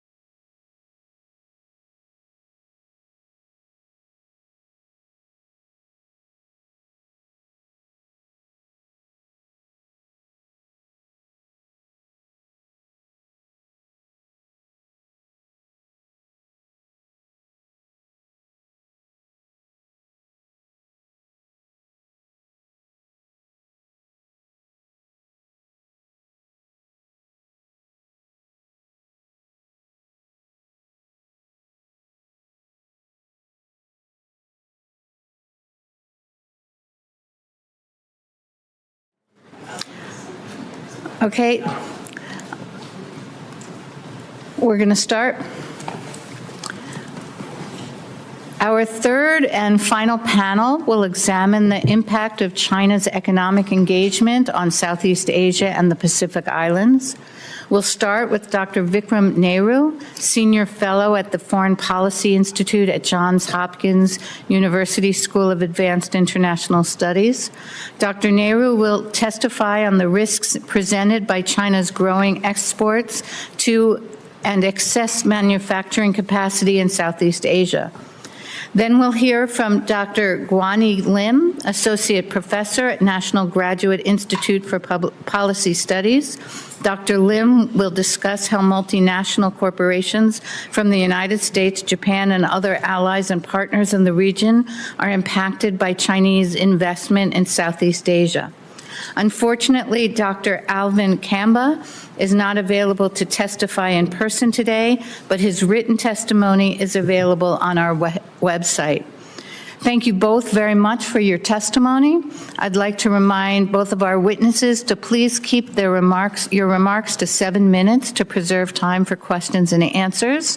But Dr. Nehru will begin with you, and thank you so much for joining us today. Chair Price, Vice Chair Shriver, and distinguished members of the Commission. Dr. Kwok, Lynn Kwok, this morning in her testimony referred to a survey that I wish to start with. The survey's key conclusion, as she said, was that China remains the dominant economic, political, and strategic force in Southeast Asia, surpassing the United States. China's economic dominance, however, does not translate into popularity. Southeast Asians harbor deep-seated concerns about China. Half of those surveyed distrust China, fearing that its growing economic and military power could be leveraged to undermine their sovereignty and national interest. Southeast Asians have greater trust in the United States. but recognize that not only is its economic influence less than China's, but that economic influence is waning while China's is growing, and that its reliability as a partner is also in question. There are two key reasons why China's economic impact in Southeast Asia is so strong. And of course, you know the first one, and that's the fact that Southeast Asia's largest trading partner is China. And those links are in fact deepening as the years go by. And China is also the largest supplier of infrastructure finance to Southeast Asia, eclipsing the contribution of the G7 and the multilateral financial institutions. And the infrastructure that's being built with that finance, ports, road, rail, and now telecom and cloud computing, broadly tie the Southeast Asian economies yet more closely to the Chinese economy. The US, on the other hand, remains by far the largest foreign direct investor in Southeast Asia, and its focus tends to be on Singapore and in services. Indeed, Southeast Asia's trade in services is twice as large with the United States as it is with China. Singapore is Southeast Asia's banker, and US banks, and through them the US financial authorities, wield considerable influence throughout the region. The US dollar remains the currency of choice for all international transactions, irrespective of efforts by Beijing to urge the use of the renminbi. Allow me to highlight just three different aspects of China's influence. Let me start with high tech, and then I'll move on to two other issues which I've been asked to talk on. On the high-tech front, there are three subsectors which are worth considering. The first is the entire electric vehicle or EV manufacturing supply chain, where China dominates the landscape from downstream nickel smelting to batteries to EV manufacturing. Strikingly, US and European companies, including EV producers, have been late in recognizing the potential of Indonesia's reserves in particular, and generally speaking, Southeast Asia. Similarly, the explosive growth of Southeast Asia's digital economy has led to rapid growth in the demand for telecoms infrastructure. Western telecom infrastructure providers had a significant presence in every Southeast Asian country, but now, other than in Singapore, Huawei is the key telecom infrastructure provider offering cheaper technologies with fewer restrictions. Finally, consider cloud computing. Here too, Western companies had a considerable advantage in Southeast Asia a couple of years ago, but with large investments in data centers, Chinese companies have in very short order come to dominate in many Southeast Asian markets. Now let me come to two of the issues which the Commission staff has asked me to focus on. The first is on excess industrial capacity, as the Chair indicated. Trade dependence and the growth of FDI, Chinese FDI, have made Southeast Asian economies vulnerable to the vicissitudes of the Chinese economy. Excess capacity in China is contributing to deflationary price pressures within Southeast Asia and in third country markets where Southeast Asian manufacturers compete with Chinese firms.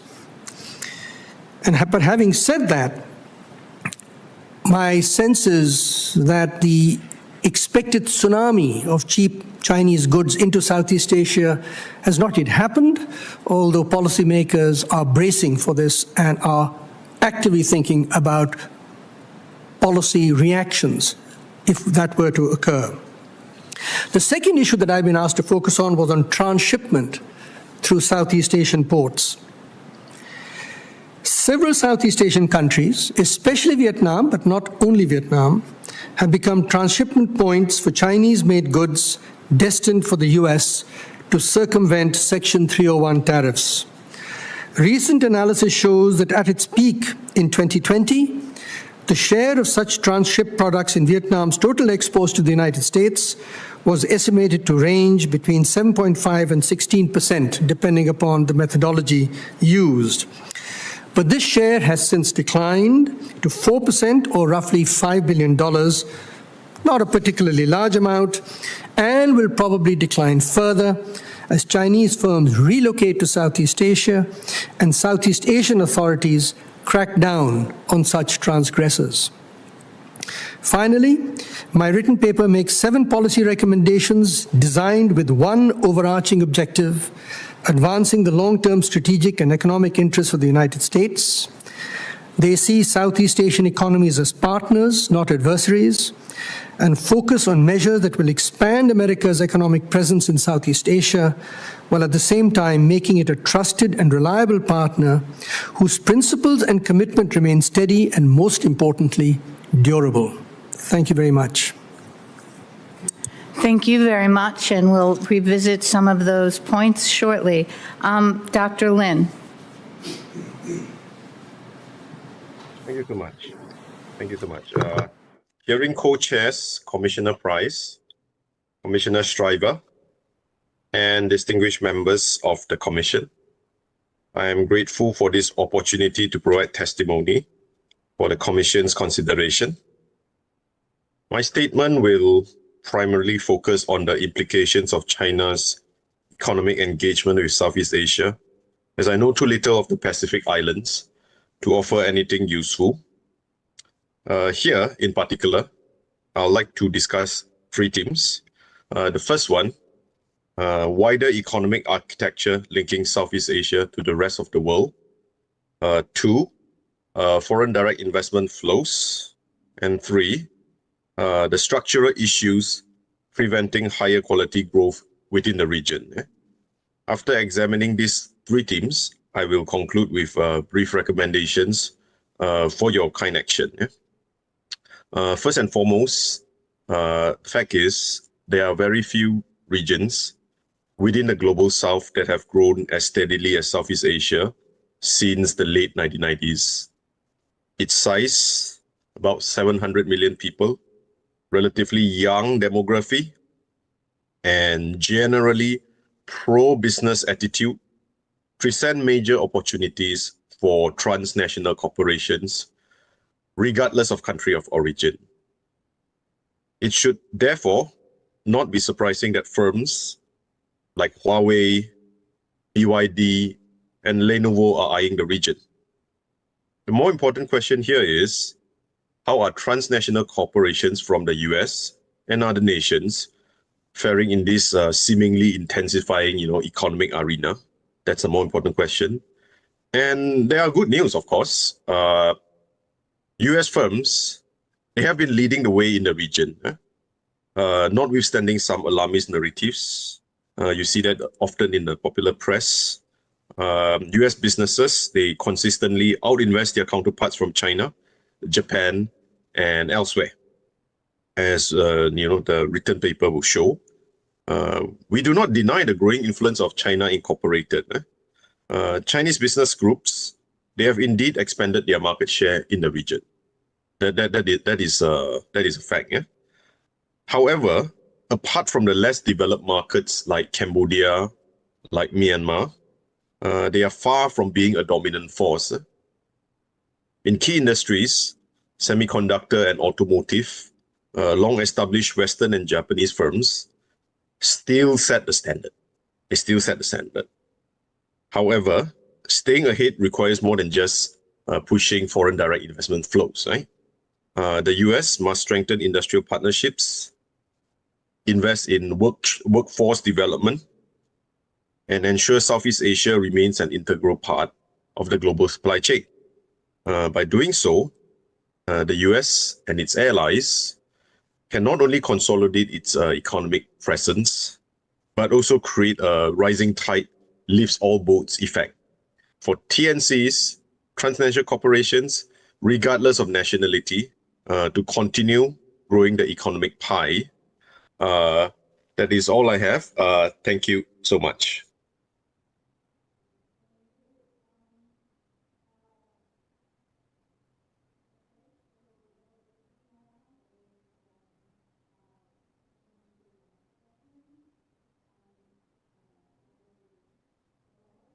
And then Co-Chair Shriver, and then we'll do in alphabetical.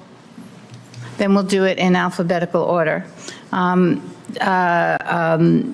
there.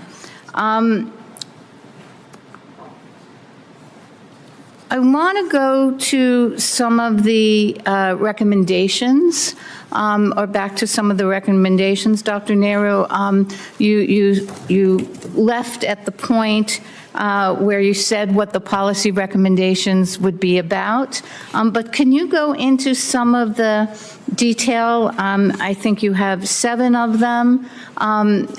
Is there 1 or 2 that are your top recommendations, and can you talk a little bit about them?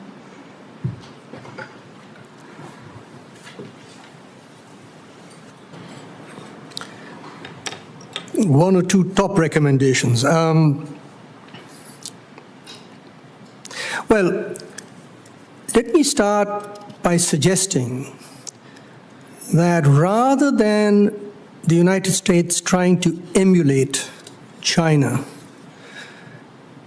it should instead focus on areas where it has a commanding comparative advantage. And that is very largely in services and in the areas of high-tech, advanced chips manufacturing, in telecoms, in aerospace, and so forth. It is an interesting point that one of the reasons why services trade in Southeast Asia is relatively small, it's just about 1/5 the size of merchandise trade, is because most Southeast Asian countries, with the honorable exception of Singapore, have very high services trade restrictiveness measures. The STRI, the Services Trade Restrictiveness Index, for most Southeast Asian countries, rank them very highly in the world, amongst the highest restrictions. And that seriously erodes the competitive advantage of US service providers.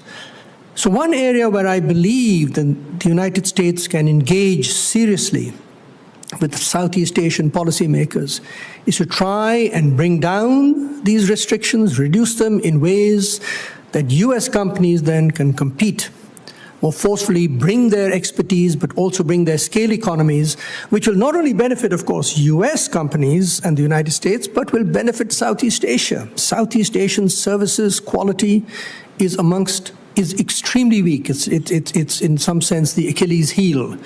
Health, education, those sorts of areas are where service providers provide very, very poor quality services and would benefit enormously from expertise, not just from the United States, but also from other countries. So I would suggest that services is one area where the US could engage Southeast Asian policymakers. The second, I think, that I would mention is the idea of introducing bilateral investment treaties. The idea that investments by US investors, but not just US investors, other investors as well, are subject to protections which are considered standard across the world, but unfortunately are not necessarily enforced in Southeast Asia, and to make sure that those investors have the same advantages as domestic investors, and that any privileges given to them then cannot be ratcheted back by any future legislation. So some kind of bilateral investment treaty that would significantly improve the advantage to US investors, but also investors from elsewhere. I think all 7, frankly, are quite important, but let me just stop after having mentioned those 2. Okay, and we might get to some of those as well. Dr. Lim, in your recommendations, implications and recommendations, and as you mentioned, you talked about policymakers needing to ensure human capital development is tied to long-term upgrading imperatives, and that U.S. companies are well positioned to lead this effort. What would that look like to you? Would that look like to me? I think. At least for me, I think if you observe the news over the last few days, you realize that there was some news revolving around one American chip company, Intel. The new CEO is, I think he's no longer Malaysian, but he was Malaysian-born, and there's an outcome of American engagement over the decades, right? So I think I wouldn't say doing more of the same, but you've got to do the same things while do other things that the previous presenter was saying about. So I think that is one way that this is manifesting itself. A lot of Malaysians were quite happy with the news that, hey, one of us formally eventually became the boss of Intel. So I think that is one way. And I think over a period of a few decades, sometimes engagement has been a bit less, a bit at arm's length. And I think this is a good time to tighten the partnerships, right? Whether through bilateral or multilateral. And one of the things that a lot of Southeast Asians felt somewhat surprised was that the American government was supposed to be part of what we call the CPTPP, and it was pulled out, of course. So I think that part will also tie in with what Dr. Nehru was saying, right? He was saying that, tie in certain provisions and increase the services trade. And the CPTPP does some of that, at least the original version, and it was, of course, soon rectified. It was watered down a bit.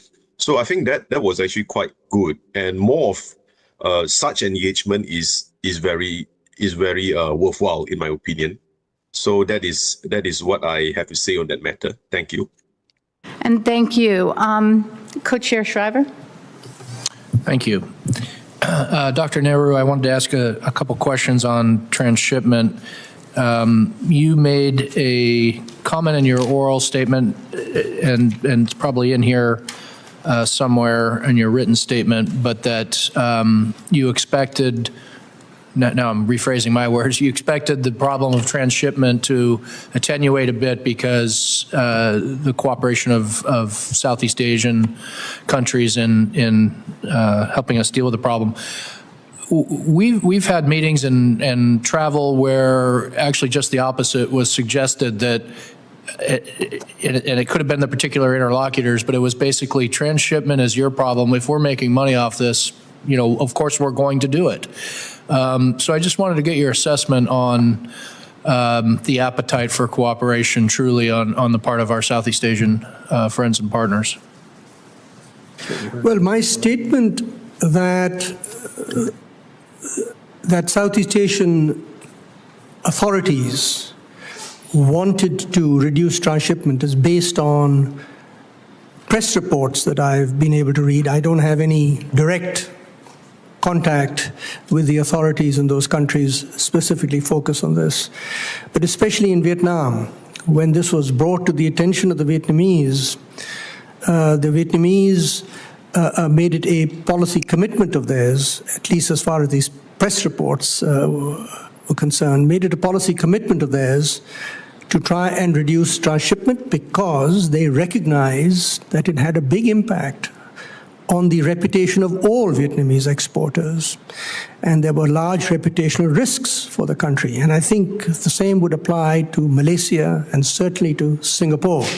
Those are also incidentally two countries which are seen as having, as operating as transshipment ports. Just a quick point about the estimate of transshipment. This estimate is just an estimate. These are difficult things to identify specifically, which is why the CBP finds it so difficult to actually identify and detect them. What the analysts did was used very detailed trade data down to 8-digit harmonized system levels, which is, like ballpoint pens or whatever have you, and seen whether within a quarter you had a sharp increase in imports into a country and then a sharp increase in exports. And that the lower amount of the two was then seen as subject to potential transshipment. So the lower bound that we have of 7.5%, the upper bound of 16%, the 16% is probably an overestimation, the 7.5% is probably a very conservative estimation, but these are just estimates based on trade data, because it's very difficult to actually get a handle on specifics on this unless domestic authorities are seriously involved in detecting this kind of activity.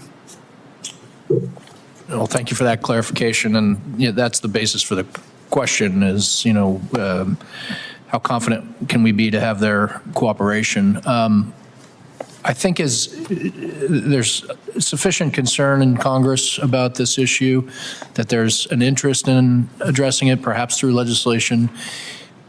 And if you could expand a bit on the difficulty of detecting, accounting for, measuring, because it seems to me there's a spectrum of, some final product comes in from China and you slap, a label on it that says it's from Vietnam, not from China, and you send it along its way. That's clearly sanctions evasion, tariff evasion, illegal. But if China comes in and invests, builds a factory, hires people, builds something, and it's Chinese capital, but it's produced now somewhere else, Vietnam, that's perfectly fine. But there's a middle ground of what if they're sending component parts for final assembly and then shipped it. So if you were to have a recommendation to the Congress or have us make a recommendation to the Congress, what is the problem that we should be cracking down on, and how do you build this sort of infrastructure for detecting and then leveling penalties? So this is an age-old problem of international trade and international trade agreements to determine what are called rules of origin, or ROOs, R-O-Os, ROOs. And virtually all trade agreements normally have a minimum amount of value added that needs to take place in a country before it can avail itself of, say, lower tariffs under the trade agreement. The problem in the case of the United States is it doesn't have a trade agreement with Southeast Asian economies. It withdrew from the TPP, but if it had stayed within the TPP, as currently, for example, RCEP has a 40% rule, that is a 40% value-added requirement. If that requirement is met within RCEP, then a product can be produced anywhere within the RCEP members and can be exported to any country within the RCEP membership and still avail itself of the RCEP special tariffs. The United States has to reach an agreement on what it considers to be an appropriate level of value added locally before it can avail itself of its tariffs or zero tariffs or whatever have you within the United States. And that requires negotiation and agreement so that both sides are clear on the level of the rule as well as how it is to be determined, because that too requires a significant amount of expertise and sort of technical determination, because these are also not necessarily easy things. But there are now, I looked at it, something like over 300 trading arrangements now in the world, and virtually all of them have rules of origin and methods by which rules can be determined. And so this is not something that is new. It's been done in the past and can be done in the case of Southeast Asia. Thank you. And Commissioner Brands. Dr. Nehru, you advocated in your written testimony that the U.S. pursue a framework for economic engagement with Southeast Asia, and we consistently hear that there's a strong demand signal from Southeast Asian countries for expanded economic ties. Of course, we're also in a world where sort of big trade deals seem infeasible politically. So could you just sketch out a little bit of sort of what that framework looks like in your mind within the framework, within the limits of the politically possible at the moment? Well, as Dr. Kwok this morning mentioned, there already is the Indo-Pacific Economic Framework, which has these 4 pillars: trade, supply chains, clean economy, and a inclusive economy. I think those are the 4 pillars. And I'm not suggesting that the IPEF necessarily continue, but that provides a useful benchmark against which to measure any new arrangement that may be negotiated. The point is that even in the trade pillar, where very little progress, frankly, has been made under IPEF, the objective should be to try and move towards a trade agreement of the kind where you have rules of origin determined, you have transshipment issues laid out and so forth. But recognizing that we're not going to get there simply because of the atmosphere on both sides of the Pacific, if you wish. But that should be the ultimate objective, and one should then measure progress in baby steps along that way. So I think my one sort of suggestion would be to be patient with respect to negotiations, make small steps towards this agreement, and that's about the only thing that I can suggest given the lack of enthusiasm for a trade agreement with Southeast Asia. What about a couple of the additional recommendations you made in your written testimony involved a sort of high standard security framework to protect dual use technologies and critical minerals agreements. So could you just expand a little bit more on what you have in mind there? Well, as you know, the policy under the CHIPS Act was that the U.S. could not import any critical minerals as well as any components unless they were from countries with which the United States had a free trade agreement. And yet many of those critical minerals are in fact produced in Southeast Asia. Southeast Asia, especially Indonesia, suggested that there be a limited critical minerals agreement with the United States, but this was, I think, rejected out of hand. There is, it is possible for example, Japan to provide inputs into these sensitive industries because Japan has the appropriate safeguards to ensure that technology is not leaked to adversaries, but not even Korea is included in that very privileged group. What I was suggesting was that the United States should work with at least some of these countries, the more advanced countries which have a greater likelihood of introducing those safeguards, to work with them to make sure that those safeguards reach a standard which are acceptable to the United States, so that these countries can then participate in the supply chain for these very sensitive industries. So that's what I was referring to with respect to the high-tech, as well as what I was referring to with respect to the critical minerals arrangement. I think the critical minerals arrangement issue, by the way, can very quickly be resolved. I don't think it should be a big issue. It's unfortunately, I think, was rejected out of hand earlier. Great. Thank you very much. Commissioner Friedberg. Thank you. Dr. Nehru, in your written testimony, you talked about the question of whether Chinese companies were beginning to establish production facilities in third countries, particularly in Southeast Asia, rather than simply transshipping. To what extent are Chinese companies that are involved in this kind of activity transferring technology or knowledge or skills that may allow for the development of indigenous capacity in those countries? Well, I don't have any particular insight into how much of that technology spillovers are taking place, but the experience of Southeast Asia in the past, especially in Vietnam, has been that those spillovers can be pretty significant if they are indeed, if these companies are located coterminously, if you wish, if there are agglomeration economies where there is technological spillovers simply take place with respect to observing conversations outside work and so forth and so on. I mean, Southeast Asia is a very good example of how foreign direct investment, especially if located within industrial estates where there's a high concentration of firms and cluster economies, can lead to significant technology spillovers. But we must recognize that technology spillovers take an extremely long time because technologies appropriately are protected under IPR and all the rest of it. But that there is also learning by doing that takes place. Personnel who work in these companies learn and take that knowledge outside those companies, and that's how ideas and technology spread. So I am pretty confident that as Chinese companies invest in Southeast Asia, as many Western companies have, that those technologies are likely to have the same dissemination across the economy over time.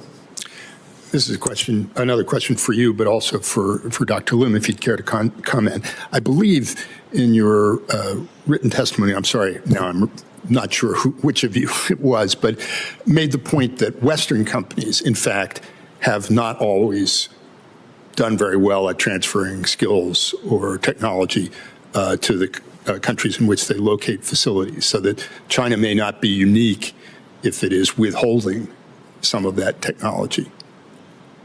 Let me respond, and then we can go to our other presenter. In fact, I would suggest it may be the other way around. One of the big complaints I pick up from policymakers in Southeast Asia is that quite often Chinese investors demand that their skilled workers, their middle managers are all from mainland China. They claim it's because of language and because they have the skills and so forth. But one of the consequences is that there's very few technological spillovers that take place. I'll give you one example, and that is the famous Morawali industrial estate that I mentioned in my paper. 35,000 hectares, huge numbers of smelters and so forth. There's a Chinese hotel, there are Chinese dormitories, there are Chinese workers, there are Chinese managers. And while there are obviously some Indonesians there, the bulk of the technological capacity is Chinese. And I don't believe there's that much effort, even on the part of the Indonesians, to try and extract some of that technological knowledge for the benefit of their own workers and managers. And again, do you have any insight into how that would compare with the behavior of other Western companies? Well, obviously, Western companies are not that keen to give up their technologies. But on the other hand, they recognize that in order to be efficient, one of the reasons why they locate in these countries is to get access to cheap labor, to get access to cheap management. And so they have to train them. They have to give them those skills in order to be competitive and to make that investment a productive investment. And so it's in the very nature of the model of foreign direct investment that you have to give up some of that technical capacity to local workers and to local managers. And so I think, as I said, Southeast Asia is an exemplar of how these technologies spread. And much of that investment so far has been by Western investors, not by Chinese investors. Thank you. Dr. Lim. Thank you. I think with regards to that question, right, the last question was that I would say virtually all transnational corporations will not willingly transfer technology to whichever place that they invest in. I think that is simply capitalism. Whether you're European, Japanese, American, Chinese, it doesn't really matter. A lot has to go down to willpower from the domestic states. I think if you look at Morowali, which was mentioned just now, you see basically, in a sense, it's very free market, right? Because it's so free market, Chinese investors get to do what they, what was mentioned, right? Bringing in their own laborers, middle managers. Of course, there are reasons for that, right? Because Morowali is kind of far away, and to quickly commission a project, you need people, right? And a lot of them is from the home economies, right? But how this will evolve in 3 years' time, 5 years' time, we don't really know. If you look at most of the transnational corporations in Southeast Asia, at the beginning there will be quite a huge influx of people from the home country, and over time they will hire more local. So with regards to the Chinese, I think they may evolve in that pathway, right? Because bringing all your people is not cheap. Is not cheap. So that is a key consideration. And the other thing is that if you consider the example of Japan in recent times, very recent times, what they did, and this was in late 2023, it was the launching of the ASEAN-Japan Co-Creation Initiative for the Next Generation Automotive Industry.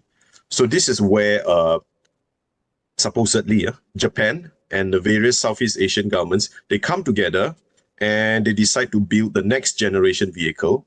You can call it EV or by other names. I think this is something that can be considered, right? So there is policy encouragement, policy inducement, because you can't really force companies to do what you want them to do. They have to be willing partners.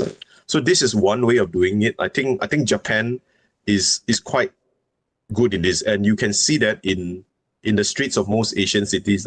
Most of the cars that you see are essentially Japanese. BYD, yes, one or two, but generally it's a Japanese castle. A Korean guy used to tell me that, yeah, this is a Japanese castle. We cannot touch the Japanese castle. Thank you. And Commissioner Goodwin. Thank you, Madam Chair. And again, my appreciation to the witnesses for their testimony. Dr. Nehru, I want to return to a discussion of the policy recommendations you make in your testimony. And as you introduce them, you point out that the recommendations would all be designed to serve one overarching objective, which is the long-term strategic and economic best interests of the United States. And then you point out that a fundamental assumption underlying that strategic objective is that a strong, stable, and prosperous Southeast Asia, one that is open, engaged, and even competitive with the United States, is in the United States' best interest. Do you think the U.S.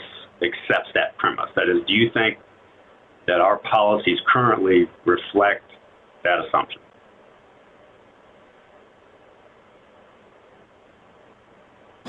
Well, the nature of policy recommendations are what they should be as opposed to what they actually are. But I think to a very large extent, over the last 30 to 40 years, and I've been working on Southeast Asia for that length of time, I think there has been a consistent effort, except for a few notable periods, where, yes, the United States has worked for the prosperity of Southeast Asia. It's true, many Southeast Asian economies are now part of the WTO. One of the reasons why Southeast Asia seems so comfortable with the world economic order is because they've benefited greatly from it. Just as China has benefited greatly from it. An order in which there are rules for trade, for investment, and so forth. And as I say in my testimony, as I mentioned earlier, that Southeast Asia has one of the highest trade to GDP ratios in the world, even higher than the EU. So clearly the world order has significantly helped, and the United States has been a prime mover of that world order. So my submission would be, my sense is that the United States has, over the last several decades, tried to achieve the prosperity of Southeast Asia, and recognition of the fact that that would also serve the interests of the United States. I'm not sure whether you'd agree with me on that, but I'd be interested in your views. Well, yeah, the benefit of today's proceedings is that you're on the hot seat and I get to ask these tough questions, right? I do want to follow up. What about the countries in the region? That is, do you think they believe that we believe that? You touched on some of the public polling that came out in 2024 and shifting trends with regard to views of the United States vis-a-vis China. So do you think countries and policymakers in the region believe that we believe that their economic prosperity and security is in America and the world's best interest?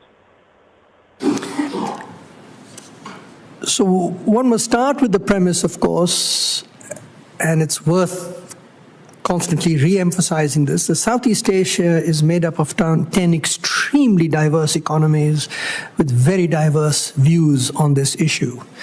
And there are clearly countries in Southeast Asia which are completely within the orbit of the Chinese and are unwilling to accept anything other than the dominance of the Chinese, and I'm referring here primarily to Laos and Cambodia and Myanmar, for example. And there are also countries like Singapore, now Vietnam, the Philippines, where there's a strong view about the critical importance of the United States as underpinning the economic and security order within Southeast Asia. And I would place somewhere in between the countries like Indonesia, Thailand, and Malaysia, where I think they recognize the critical importance of the United States. They have sort of their relations are always hedged between the United States and China, but they also recognize the fact that China is geographically close. It is growing very rapidly. It provides critical technologies. It helps these countries with their aspirations to become high-income economies. But ultimately, I think there's this variety of views within Southeast Asia with respect to the United States. Some would agree with the view that the United States is working to benefit Southeast Asia, and others might not have that same view and would provide the same rubric to the Chinese. I'm not sure whether it answers your question. No, that's very helpful. Thank you.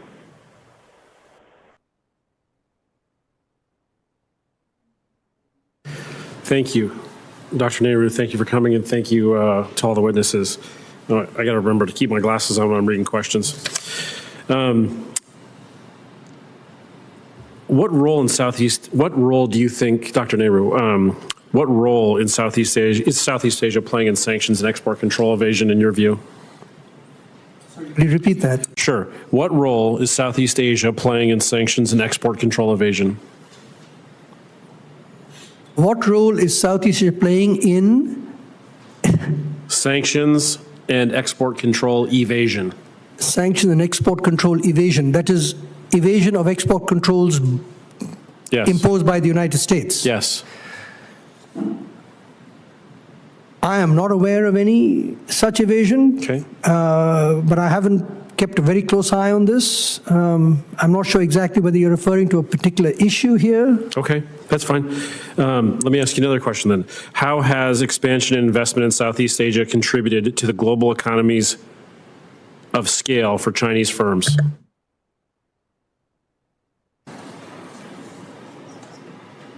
Chinese firms have attained global scale well before they started investing in Southeast Asia. I think one must recognize, by the way, that a lot of the relocation of investments in China, manufacturing investment in China to Southeast Asia were in fact from Western companies, not Chinese companies. These were American companies, Japanese companies, European companies, who initially found that the rise in real wages was simply making them internationally uncompetitive, and therefore chose to relocate to Southeast Asia, primarily Vietnam, but also to some other countries, to regain their competitive advantage. This process was then accelerated by some of the tensions between China and Japan initially, where Japan introduced the China +1 policy, trying to move some of their investments out. And subsequently, of course, with the introduction of tariffs in 2018, the US tariffs I'm talking about in 2018, which accelerated that process even further. So this has been a long-standing process. And it's not just, as I mentioned, Chinese firms. It's very much initially were Western firms. Chinese firms have now been relocating, in part stimulated by the US tariffs. Thank you, and I'll give back the balance of my time. Commissioner Miller. Thank you. I'd like to, Dr. Nehru, I'd like to go back to the discussion you were having with Commissioner Brands about a critical mineral deal. We just returned from the region. We're going to be going back to the region in a few weeks. There were 10 minutes that went by that we didn't hear some sort of talk about how important a critical minerals deal should be. but we had a very difficult time actually getting to what that would mean and what could actually get us across the finish line. Certainly, there's an appetite on the U.S. side for more critical minerals. There's an appetite on Southeast Asian countries, Indonesia, for example, obviously, for an export market that allow them to diversify away from the reliance on China. But what else is needed to push this across the finish line? And I'm asking because this sounds like a great idea, but it's not deemed attractive enough to get the attention of this administration, at least yet. If you were given the mandate to try to help get this thing over the finish line, what recommendation would you have? Would it be based on constraining Chinese operations in the country, providing more transparency around what the Chinese processors are doing? Would it be based more around proactive steps to create a bigger export market in the Indonesias of the region in order to create more potential exports coming in from the United States? How would you advise getting past the finish line? So my suggestion is very simple, actually. There are 7 industrial estates that have been set up in Indonesia to promote downstream nickel processing, and not just nickel processing, but processing of other mineral ores which can no longer be exported from the country. Only 3 of those are currently operational: Halmahera, Morowali, and there's one island of Obe. 4 are not yet operational. My suggestion would be that if the United States can reach an agreement with Indonesia to get one of those industrial estates for only U.S. investors, where U.S. investors can install environmental standards which are in consonance with United States standards, that U.S. investors can introduce investments which meet the governance standards, and the transparency standards which the U.S. demands. Just as China dominates these 3, the United States could potentially get one of these industrial estates where it can get sufficiently large amounts of U.S. investment, U.S. standards, and then you can have verification of those standards for those products to be exported to the United States. There is absolutely no reason why this cannot be achieved. Thank you. I think that's very helpful. Let's go back up to 30,000 feet and talk about Belt and Road. And this is a question for both of you. Belt and Road is very different now than it was when it was first created, over a decade ago, and when Xi Jinping first put a stamp of approval on it. The Chinese financial backdrop is very different. There were enormous amounts of Forex reserves, $4 trillion or so, with another $1 trillion in the banking system. So the dynamic for wanting to get Belt and Road going was about not just recycling excess surpluses for Forex, for commodities, other things. It's different now. The Chinese state is much more capital constrained, and what we've been seeing around the world has been sort of a de-emphasis of Belt and Road, a lot of failures associated with bad managerial oversight of Belt and Road. So it's a very different environment. That said, what's been very clear in your testimonies has been that it plays a very strong role in Southeast Asia. So perhaps around the world, Belt and Road isn't what it once was, or it doesn't have the emphasis in Beijing of what it once was, but in Southeast Asia, it still plays a very important role. How would you distinguish, obviously Southeast Asia is the near abroad for China, but how would you distinguish your view of how Belt and Road is doing right now in 2025 in Southeast Asia versus perhaps the rest of the world where there's maybe a declining emphasis? I will answer your question, but with some caveats. It's always very difficult to define what is a Belt and Road project as opposed to what is not, especially in the past. But given that, there has been a transition in the kind of projects that the BRI has been supporting. The first have been primarily transport. It's rail, it's roads, ports, and airports. But there's been a significant shift recognizing precisely the point that you're making, that many of these projects have not been as successful as they were originally thought. There has been some pushback on the part of countries, especially in countries like Malaysia and Indonesia and elsewhere. And so there has been the shift to what is now considered to be, in fact, an even higher priority as far as China is concerned, and that is the digital Silk Road. That is focusing on investments in the digital sector. And there's been, I'm talking about literally the last couple of years, a very substantial increase in investments, not just, by the way, on the part of China, but also on the part of the United States quite separately. So there is this intense competition for Southeast Asian markets. Some of that competition, unfortunately, is now waning simply because the United States has incentives, US investors have incentives now to locate within the United States because of some of the barriers introduced. So China has somewhat more of an open playing field with respect to Southeast Asia, but that's where a lot of the action of the BRI is.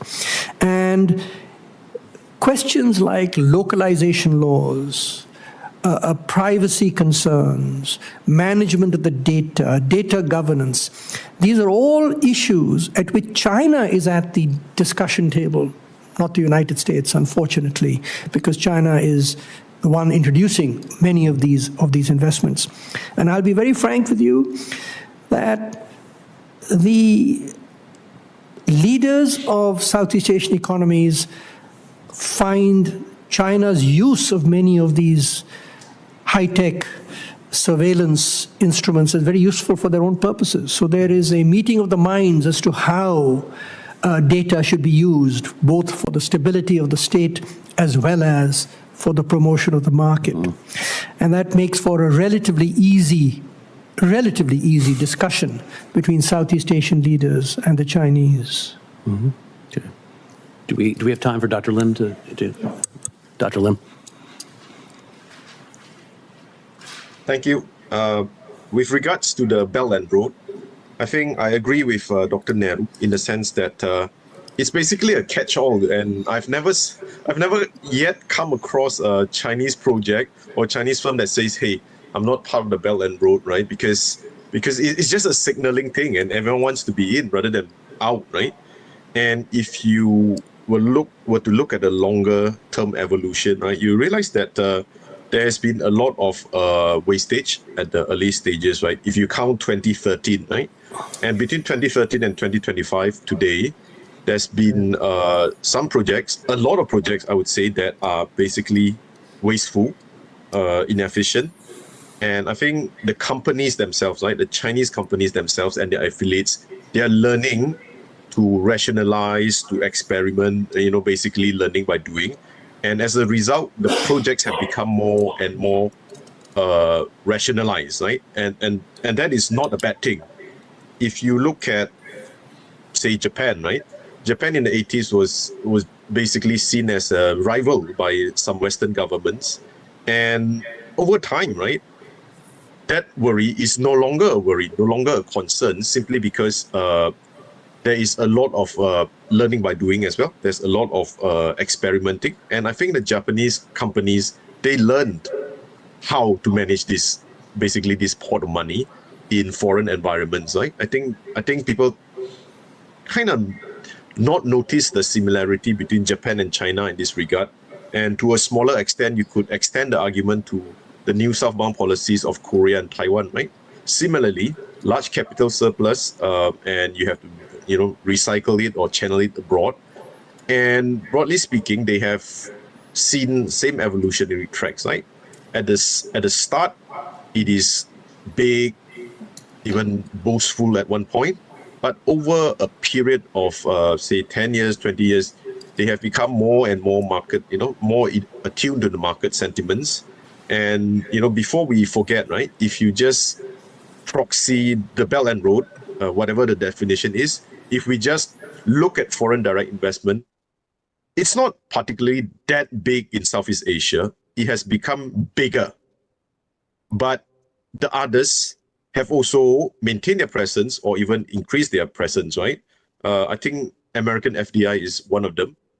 Japanese FDI is also one of them, right? So in that sense, you could say that everyone wins in this exercise. And that is my comment on this. Thank you.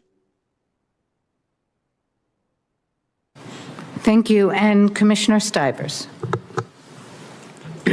Dr. Nehru, you mentioned, and I totally agree, that the U.S. should lean into our commanding advantages and not try to emulate China, especially on economic and trade policy. I think this is a common theme that we've gotten from all of our panels. So on foreign direct investment, we've heard a lot over the years about how this is a commanding advantage from the US, Japan, our allies that we have in Southeast Asia over China. But in our previous panel, or one of our previous panels, it was said that the FDI advantage was not so significant because it was concentrated so much in Singapore. And I'd like to get your views on if you agree with that. You know, is FDI from US and our allies, is that a commanding advantage? And if so, how do we lean into it? Well, yes, I believe it is a commanding advantage. And yes, you're quite right that Singapore receives the bulk of US investment in Southeast Asia. But Singapore is, if you'll pardon the expression, a transshipment point for that investment. Companies in Singapore happens to be the largest foreign direct investor in the rest of Southeast Asia. So the same companies that get capital from the United States or elsewhere then reinvest that money in Southeast Asia. And they use, of course, Singapore's proximity to manage those investments in Southeast Asia, but they also use the Singaporean court system to resolve disputes. They are supported by Singaporean law. They're supported by Singaporean requirements for governance and standards. And that's why they choose to locate in Southeast Asia. Now choose to locate in Singapore. Now, having said that, there are still big challenges because in many countries in Southeast Asia, judicial standards for governance, transparency are unfortunately extremely weak. I'll give you an example. You can have a case which is resolved in a Singaporean court, but to implement the judgment, you actually have to go then, say, to an Indonesian court or to a court in another Southeast Asian country. And getting judgments implemented is extremely difficult when it's a cross-border decision of this kind. So it's not always easy. So one of the big things that the US government can do to support US service providers is by reaching agreements on some of the ways by which dispute resolution can be done in ways that are transparent and fair and clear, that judgments made, say, in Singaporean courts should be implemented with alacrity, if you wish, quickly, etc. So there are all sorts of ways by which the US government can support private sector service providers from the United States and the rest of Southeast Asia. And as I mentioned, there are a litany of restrictions on service providers in the rest of Southeast Asia.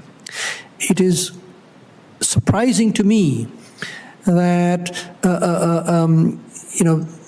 that these countries have not seen the advantages of allowing foreign investors, especially US service providers coming in, to improve the quality of services in Southeast Asian economies. Thanks. I want to expand that a little bit, but also kind of focus it on trade and bring in Dr. Lim. I agree, Commissioner Brands, that we shouldn't spend too much time on multilateral trade agreements at this point because they're just not realistic in this political environment, for good or for bad.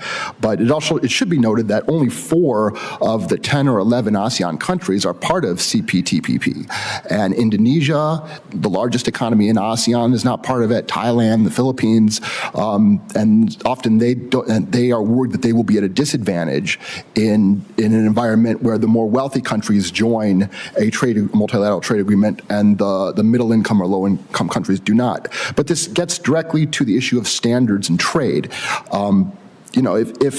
If bilateral trade agreements are possible with the US and possibly some of our larger allies like Japan, do these, especially the middle income countries, I'm thinking the Philippines and Indonesia and Thailand in particular, did they have the basic customs enforcement or standards that can enable them to enter into a trade agreement that could hopefully be mutually advantageous? And does it make sense for the U.S. to provide that technical capacity building support to help these countries, have higher standards? Maybe we can start with Dr. Lim on this one. Thank you. I think you are right. A lot of us, we may not have the capacity to do better standards of trade, better standards of governance. We do not really have that. And I think if you look at capacity building, I think one guy that always is there is Japan, right? Japan provides quite generous ODA, and some of that ODA goes back to capacity building and all those. So in that sense, I think if you look at American aid, I know there's a lot happening behind, but over the last 10 or 20 years, it has not really been that much channel over to Southeast Asia. So I think that is something worth considering. It may not be the same thing, but if a close enough substitute can be found, that should be good. But again, I don't know American politics that well, but I do know that this is something that has to be considered, right? And I think it's also a very gradual process, right? Because it is not so realistic if we say, okay, let's do this today, and if there are no results in 6 to 8 months' time, and we chuck the whole initiative out, I think that is very reactionary. That's very, very reactionary. So it would be good to have a longer-term perspective, right? And again, Japan is actually quite good in that, right? I know some people say, yeah, the Chinese too, but I think if you look at Japan does it quite okay as well, right? And believe me or not, a lot of what the Chinese do are actually, I wouldn't say copycats, but there's a lot of policy emulation from Japan. So I think that is something that could be referenced towards, right? Whether it's training, right? Capacity building and all those, right? So I will end there. Thank you.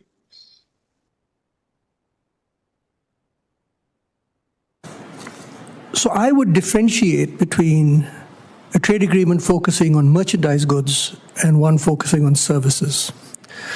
On merchandise goods, as you well know, tariffs tend to be very low on average, even in Southeast Asia, particularly in Southeast Asia. It's behind the border barriers that's the real issue. And to be honest, the Southeast Asians are very good at introducing behind the border barriers in ways that restrict imports, but which are not overt and therefore they can't be brought to account, so to speak. But the case of the United States is to have agreements actually on services trade, which is where it has its comparative advantage. And there the issues are very different. You don't need customs to determine whether services should be or can be provided or not. For example, setting up design companies, accountancy companies, architectural companies in Southeast Asia, US companies that is, that should be allowed. These are services provided which should be allowed. They're not in many instances. To allow companies in Southeast Asia to hire financiers, top managers, other service providers, legal experts, and so forth, these are quite often not allowed because the worry is that domestic expertise will not be used. So there are many ways by which you can actually level the playing field for service providers in these countries, which do not require custom. They just require a change in regulations and an observance of those regulations. That is true, but that's much easier to police, so to speak, than is required for merchandise goods.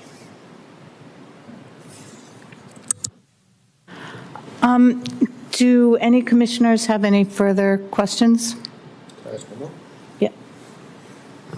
Sorry, I hate to be the last question, but I do have one other question. Back on trade, RCEP.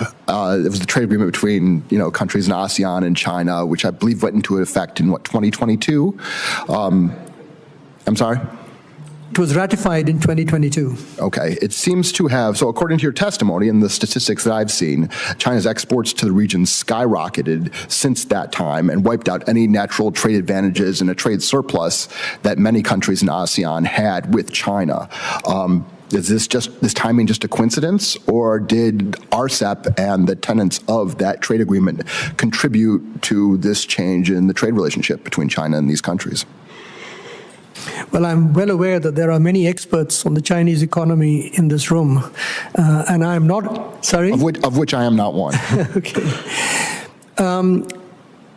It is a combination, my view is that it is a combination of the introduction of RCEP. Yes, it certainly facilitated trade enormously, but it is also a reflection of the fact that the post-pandemic stimulus that was provided by the Chinese authorities have led to a substantial increase in investments, which have led to excess capacity, which has nothing to do with Southeast Asia, nothing to do with RCEP, and everything to do with the stimulus. The unfortunate thing, and I've worked a lot in China, by the way, and one of the unfortunate features of the Chinese system is that the stimulus measures that they're capable of introducing quickly tend to be on the supply side, not on the demand side. And so, unfortunately, the supply has been increased very substantially. Demand has not. Now they're trying to play catch up, trying to introduce measures to increase demand to try and soak up some of that excess capacity. So it was a combination of both, the RCEP as well as the stimulus. And there's a lot more stimulus coming in terms of... I don't believe so. I don't believe there's a lot more stimulus coming. I believe they now have to work off this excess capacity, which exists in a wide range of areas, but particularly in real estate, which happens nothing to do with trade at all. But the excess capacity tends to be in battery production, in EVs, in petrochemicals, in a whole range of those sorts of products. But I think what's going to happen is there's going to be a shakeout, just as there was a shakeout in the real estate industry. There's going to be a shakeout in the EV industry. There's going to be a shakeout in the battery industry. There's even going to be a shakeout in petrochemicals. And by the way, that shakeout is not restricted to firms just within China. They would include firms that have invested in Southeast Asia. So there could be some fallout for Southeast Asia as that shakeout takes place. Thank you. Dr. Lim, did you have any final remarks or final thoughts? No, not at all. Okay.